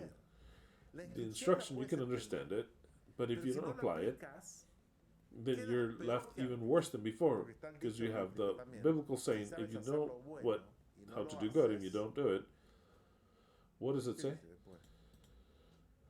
I forgot. Sin is to know what is good and not do it, right? Something like that. Exactly. It becomes a sin. What is a sin? A transgression to the law. What law? The law of wisdom. And if you transgress that law, everything will be bad in your life, as you have always lived, if you don't have wisdom. Why? Because Solomon said this has to be something that you apply it to your life. And it has chastisement. Why chastisement? Because you have to chastise, and it will hurt your way of thinking, which is incorrect. And by changing, it hurts. And change is discipline. And discipline takes you to pain and punishment. If you want to practice, for example, martial arts, which is a discipline, which is called discipline, it's not easy. It has punishment, pain, and practice. Because if only you read the instructions of how to strike, what good is that? You can read lots of things and look at many different videos, but if you don't practice it, you'll never be able to strike. You're going to injure yourself because your muscle, you're going to injure your muscles. You've seen it in a video, but you didn't practice it. This is the same thing. If you, a principle, you don't apply it, then it is no good for you. Listen to me. In fact, it becomes a transgression. Because to know how to do good and know how to apply it and you don't do it, then it becomes a transgression. That's the way it is. Very well. I'll read a different version. Proverbs 1:2 in the New Living Translation, which is the one that we used for the text of the invitation. The purpose of the Proverbs is to teach wisdom and discipline. Why, out of the three correct words, discipline and ethic destruction, we choose discipline? Because discipline, it almost involves them all. Because discipline involves punishment. Because if somebody says, "I'm disciplining you," what is he saying? If someone says, "Now you're in discipline," to be in discipline is to be in chastisement. So then discipline involves punishment already from the get-go. And it also involves something that you have to do if you want to be in that discipline.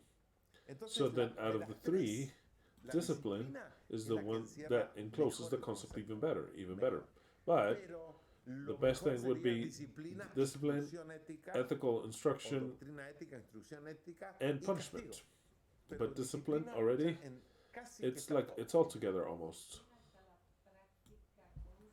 Practice to submit yourself to something which is painful, and punishment is all there to achieve an objective. Exactly. Very well. Discipline is everything, absolutely everything. So that it enters there, what discipline is. In the New Living Translation, it says the purpose of the Mishlei of the Proverbs is to teach wisdom and discipline, to help people understand the intelligence of the wise, That is the mission.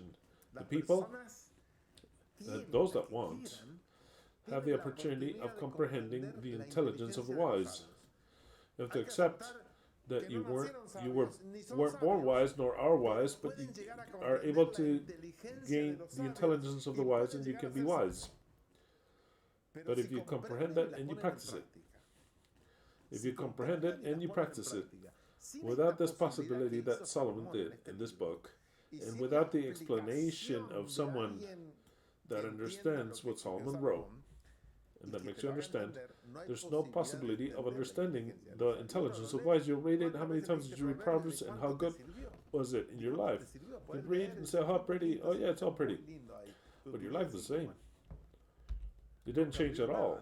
You didn't earn money or fame. You didn't receive anything. You see what's happening in this life. And it's not that you're going to receive that immediately. No.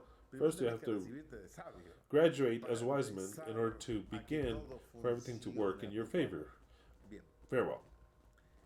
So then, I'm going to read to you from Torres Amat, Proverbs 1:2. Torres Amat says, in order to learn wisdom and discipline. I just showed you that in many versions, or in some, they added the word discipline. And equivocally, the Spanish chose doctrine, but no, the Proverbs is not for doctrine. For ethical instruction, discipline, and chastisement. Very well.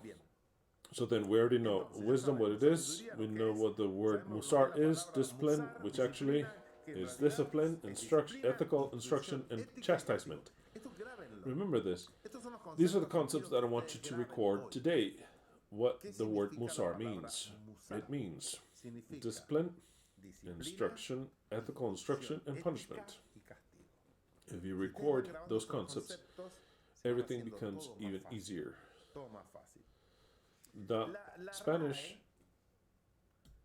Academy defines discipline. Let's see what the Spanish Academy defines as discipline. The Spanish Academy says has 5 definitions. 5. 1. Doctrine, instruction of a person, especially in the moral. So then, right there, ethical instruction. Ethical and moral. So then the rest says, what is discipline? Doctrine, instruction from a person, but especially in what's moral, which is the antithesis, the contrary in discipline. So then we've got discipline, and what would be the non-wise? Non-discipline. In non-discipline, you have so many things that enter. And how many things are you disciplined? And how many things are you not disciplined in? Every time that you're undisciplined in, it is a non-wise action, because wisdom goes with discipline. The Jews say, and I do agree with them, that there's nothing more abhorrible than a wise person that is undisciplined. Because if you know a lot, but you don't apply what you know, or you don't apply it towards others and towards those around you, you become a very evil person, because the non-discipline will make you do that which is evil. You have wisdom, intelligence, but if you're not disciplined, or the word musar, you become a person that's absolutely detestable. So detestable is a person with wisdom that is undisciplined, as also a person that is unwise, which is disciplined. That is also detestable. Why? A clear example.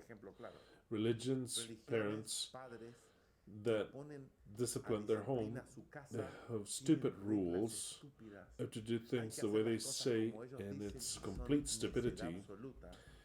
Their commandments that they command in their homes and their churches, rites that make no sense whatsoever, but since they are not wise, they do it out of discipline, and it is detestable. Do you understand what I'm saying? There are parents that say, you have to do things like this, and they do it out of discipline that way, and it turns out that they have no wisdom and they obligate you to do things that are nefarious. So then, wisdom has to go hand in hand with discipline. In other words, the Chokhmah has to embrace the Musar. Chokhmah without Musar is detestable. And Musar without Chokhmah is detestable. You need for these two things to be a balance and a union of wisdom and discipline. Because you have seen your parents, how many times have they disciplined you unrighteously? There you have discipline without wisdom. Do you understand what I'm saying, right? So then, for you to be disciplined doesn't mean that you're wise. Very well, very well. The two things go hand in hand. So those concepts, to learn wisdom, you have to understand that clearly. Wisdom goes hand in hand with discipline. None of the two things can go separately, and they're detestable, separately detestable. Both together, wisdom and discipline, then you have the complete balance. Very well. Second of all, second meaning about discipline.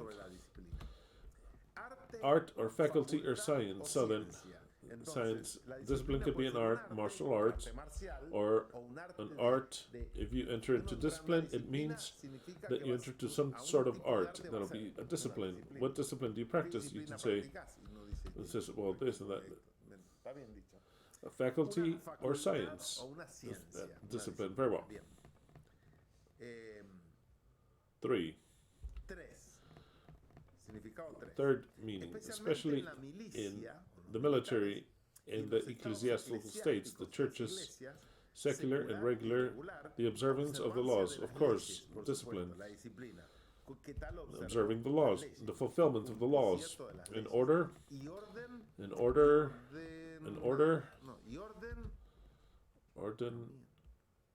ornament. I mean, it was not written correctly. In orderings of the profession or institute. Very well. The synonyms, in this case, of this meaning of discipline would be order, with discipline and order, observance, obedience, rigor, method. Method is a genius word for discipline, because another word that I was going to teach you, it is methodology. Discipline and methodology go hand in hand, because wisdom has to complement itself with methodology. And what is methodology? The method of applying wisdom, the modus operandi. So then methodology is so important, so important. That is why I like this part that says method, rules, and norm. Under this application of the Spanish Academy, and the antithesis would be the non-discipline, which is detestable, the insubordination, which is detestable, the disobedience and rebellion. They are actually contrary meanings to discipline. I'll read it again. Contrary to discipline could be non-discipline, insubordination, disobedience, and rebellion. So that you see how it goes hand in hand. What the word musar is, or discipline, teaching, ethical teaching and punishment goes hand in hand with wisdom. That is why Solomon, the first thing that he said, he placed the base. He says this is wisdom, but it is hand in hand with discipline. Very well. Fourth meaning in the Spanish Academy, it says that it could be, I didn't know this, what discipline is, it could be an instrument made ordinarily from hemp, which is branches are thicker and they are good to strike with. That is a good discipline. It is an instrument to chastise, which is good. Sometimes wisdom will punish you. If you do things wrong, you need punishment. You need punishment because you deserve the punishment. And the wisdom punishes. And also, it also rewards. Like, it's like a whip, but it's like it's from hemp that says that they are thicker, and it is to whip. It should be brutal. It must be brutal. Should look it up and see how that instrument is. The synonym in this case would be to whip. Discipline would be like a whip. To flagellate one's body, a whip, sackcloth, and a fourth. I don't know what it's referring to with a fourth, but sackcloth, when you say that the two witnesses are dressed with sackcloth, they're in discipline, right? Interesting, very interesting. Because sackcloth you would use when you wanted to feel some harsh clothing only because you were mourning, so you would wear sackcloth so that God would not send punishment, so they would dress in sackcloth. It's kind of like a flagellation, discipline, punishment. They were being disciplined. Very interesting. And the fifth one is an action and the effect of discipline. Very well. And there's one more that is not numerated, but they added it. Ecclesiastical discipline. Conjunction of the moral dispositions and canonical ones of the church, the ecclesiastical discipline.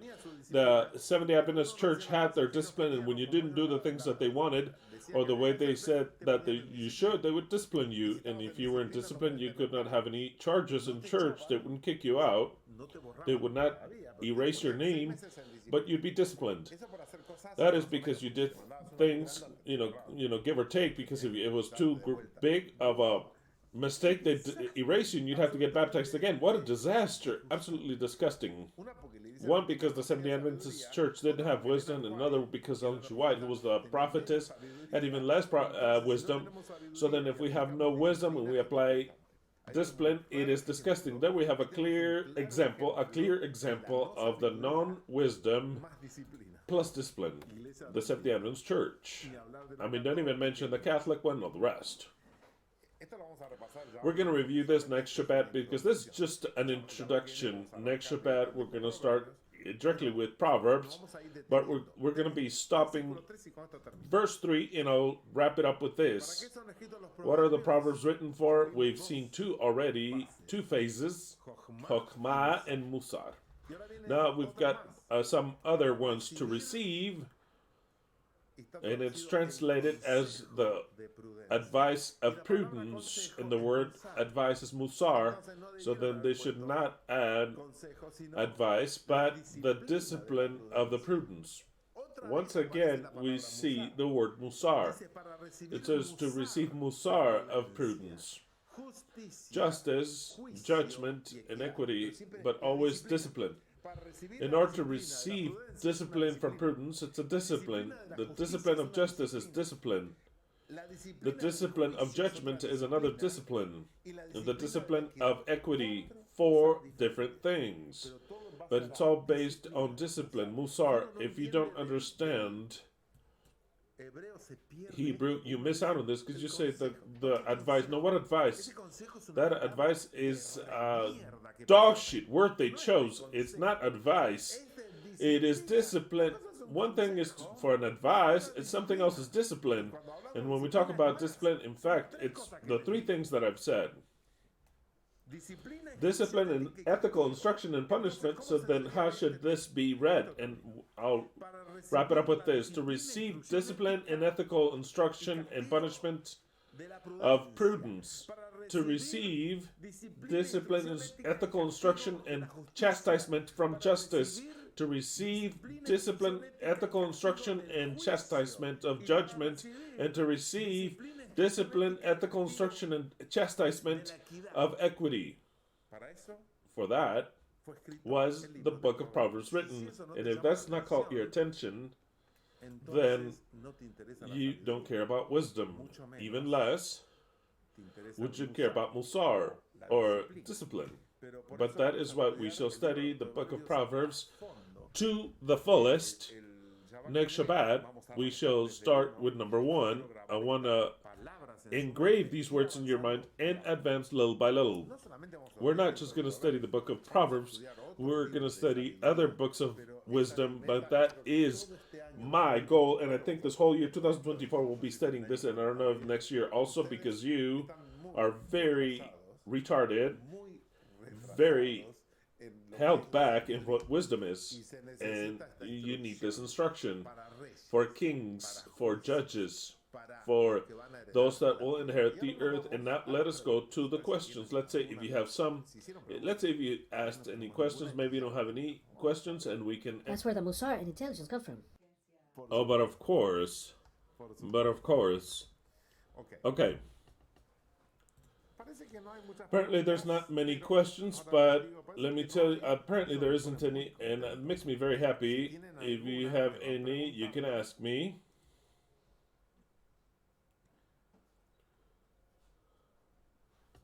Perfect. None.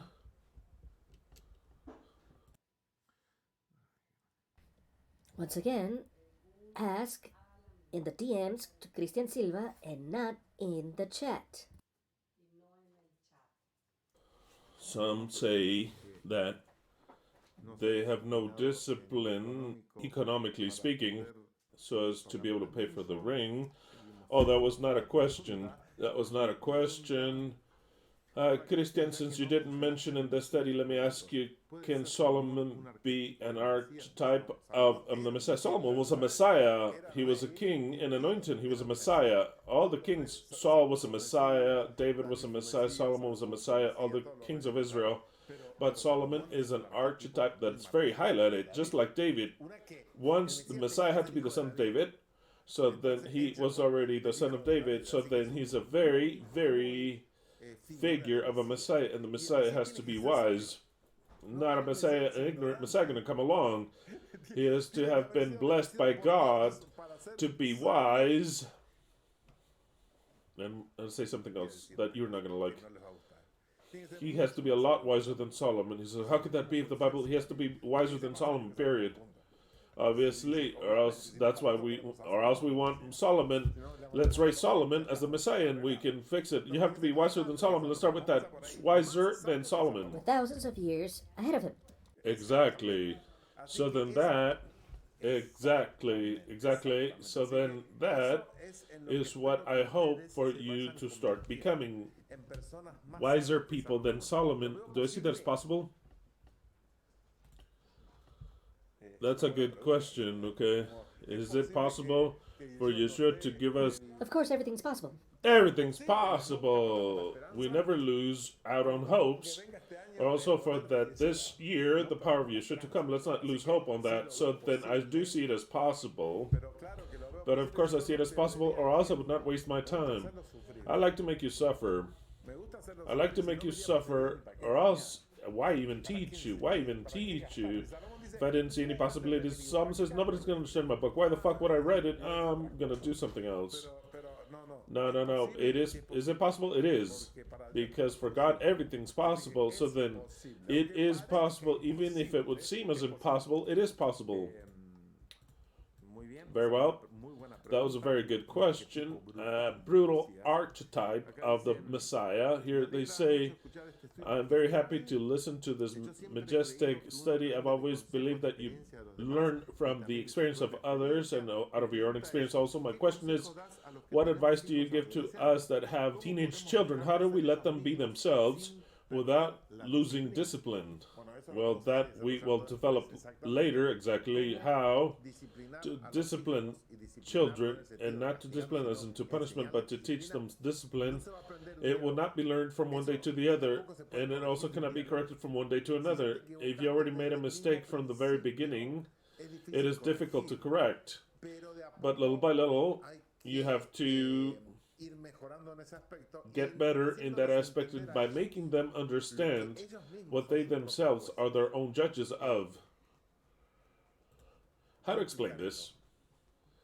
The father and mother have to have the duty of make them do their own conscience, the children, what is right and wrong, and to allow them to have their own conscience, but to form the conscience on them of always choosing the correct There thing. comes a point in a teenager's life where the mother has to step aside. Completely.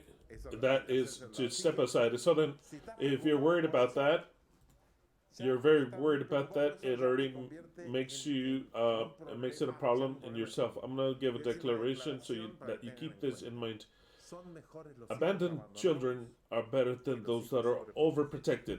I'll tell it to you now. I'll repeat it again.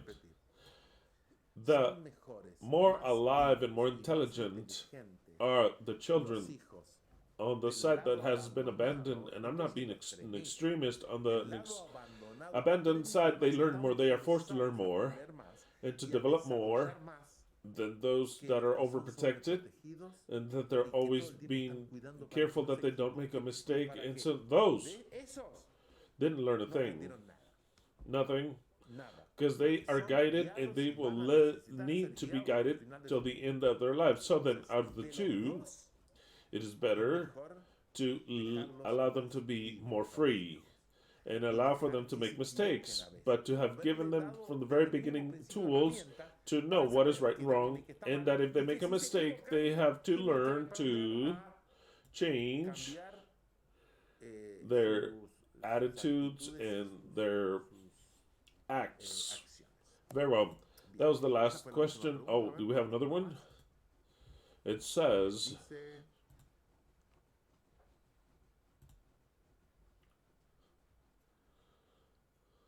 no. No other question. It's all fine. So then, let's see. We have another one here. I want to end up with text. I hope that this subject that you like it, because it is what you'll have for the following many months, and I don't know if years. I find it to be absolutely fascinating. I love it. Psalm 78:2. I shall open my mouth in Proverbs. I shall speak of hidden things from hidden and ancient times, precisely to understand the parable of Yahweh. You have to be wise. You have to, that for that very reason does Yahweh has been forming us in a way to be able to comprehend things in the Bible that another human being could not. That is the path of wisdom, to get to things that are incredibly, that other minds could not even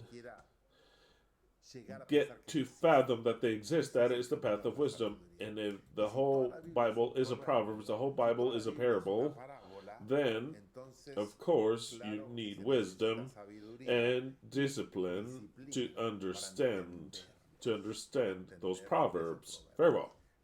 Without any further ado, let's wrap up with a word of prayer.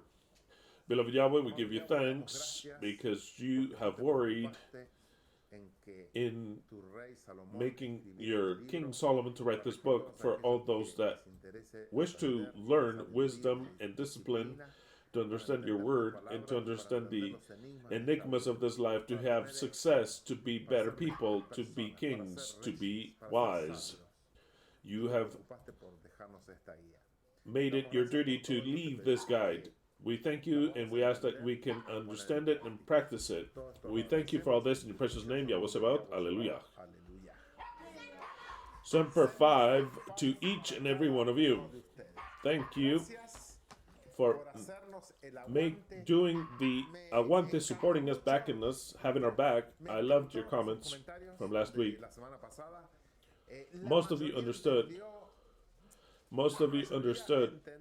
what it is to do, backing someone up. Because of the comments, maybe you didn't understand the concept of doing the aguante, having someone's back. Thank you for backing us.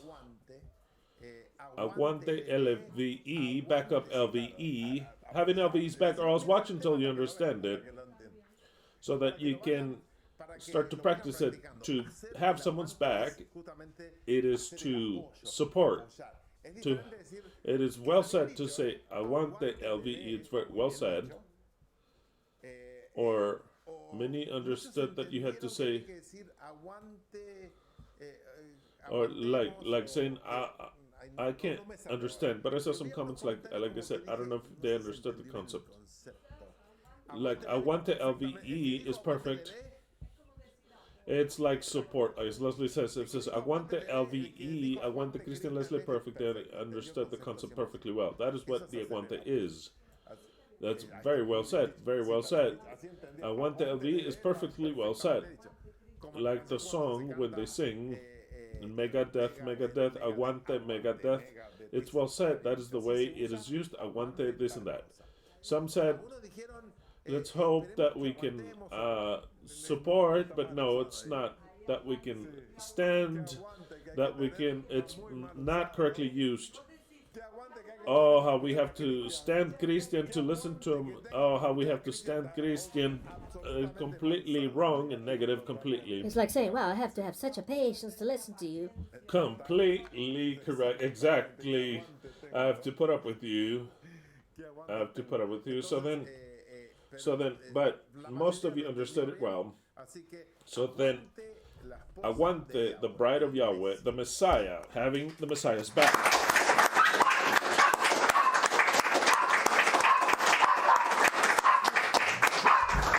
Hallelujah to every one of you. May Yahweh expand our intelligence. Oh, that is what I wanted you to include it in your personal prayers. For Yahweh to expand our intelligence, not wisdom, intelligence, which is the capacity of containing wisdom. Because sometimes many are very narrow, but Yahweh does have the capacity of giving you more capacity, so then that is what you have to ask for. For to fill you with intelligence, to give you more intelligence, to give you more capacity to understand wisdom. Ask for that every day of your life. Ask for it. Just like Solomon asked for it. That's the only thing that's worth it. Don't ask to be healed. No, ask for that. Ask for intelligence. Ask to comprehend wisdom. Ask for the capacity. And Yahweh is obligated to give it to you. What does it say in, let me see where it is, Jeremiah 33 or Jeremiah 30? Where was it? Oh, well. I need more. I need more memory. And there was this, no, you're going to lose it even more. I want more memory. Jeremiah what? Jeremiah. What am I looking for? I already asked for wisdom, and I shall give it to you. Where is it? Jeremiah 4.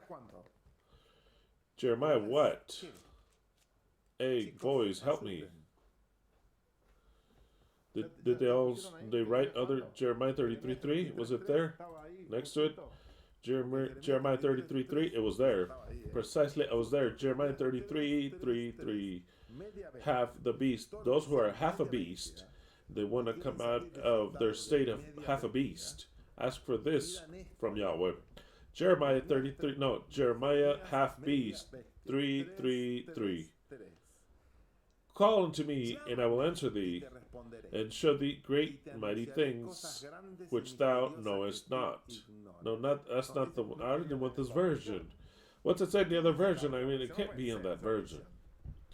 Jeremiah 33:3 reads as follows. And I'll read number 33, 2 and 3.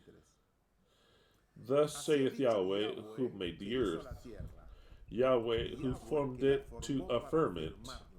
In other words, it's flat, and the only creator, only one being. Yahweh is his name, only one person. Cry unto me, and I shall answer thee, and I shall show you things, great things, and hidden things which thou knowest not. Those great and hidden things that thou knowest not is the same thing as to ask for capacity to contain wisdom. In other words, intelligence. Cry unto Yahweh for intelligence, and he shall give you intelligence. There's no turn of the page. Cry unto Yahweh, and he'll give you intelligence, but really cry out. really crying to, you know, Yahweh, don't cry out to have more money, or else that's what Solomon would have asked for. How many times have you asked Yahweh to give you a better job? How many times? I mean, I'm not even going to ask you. Because how many prayers have you have? If you can I have a better job? If you, Yahweh would present himself, give me a better job. Is that what Solomon asked for? No. He just asked for wisdom. That is what you have to ask for. And a better job, that comes by default. But what do you have to ask for? Wisdom. How many of you? No, I'm not. I'm going to leave it right there. Oh, what does James 1:5 said? Read it.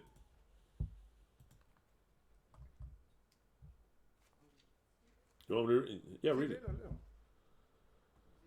If any of you lack wisdom, let him ask of God, that giveth to all men liberally.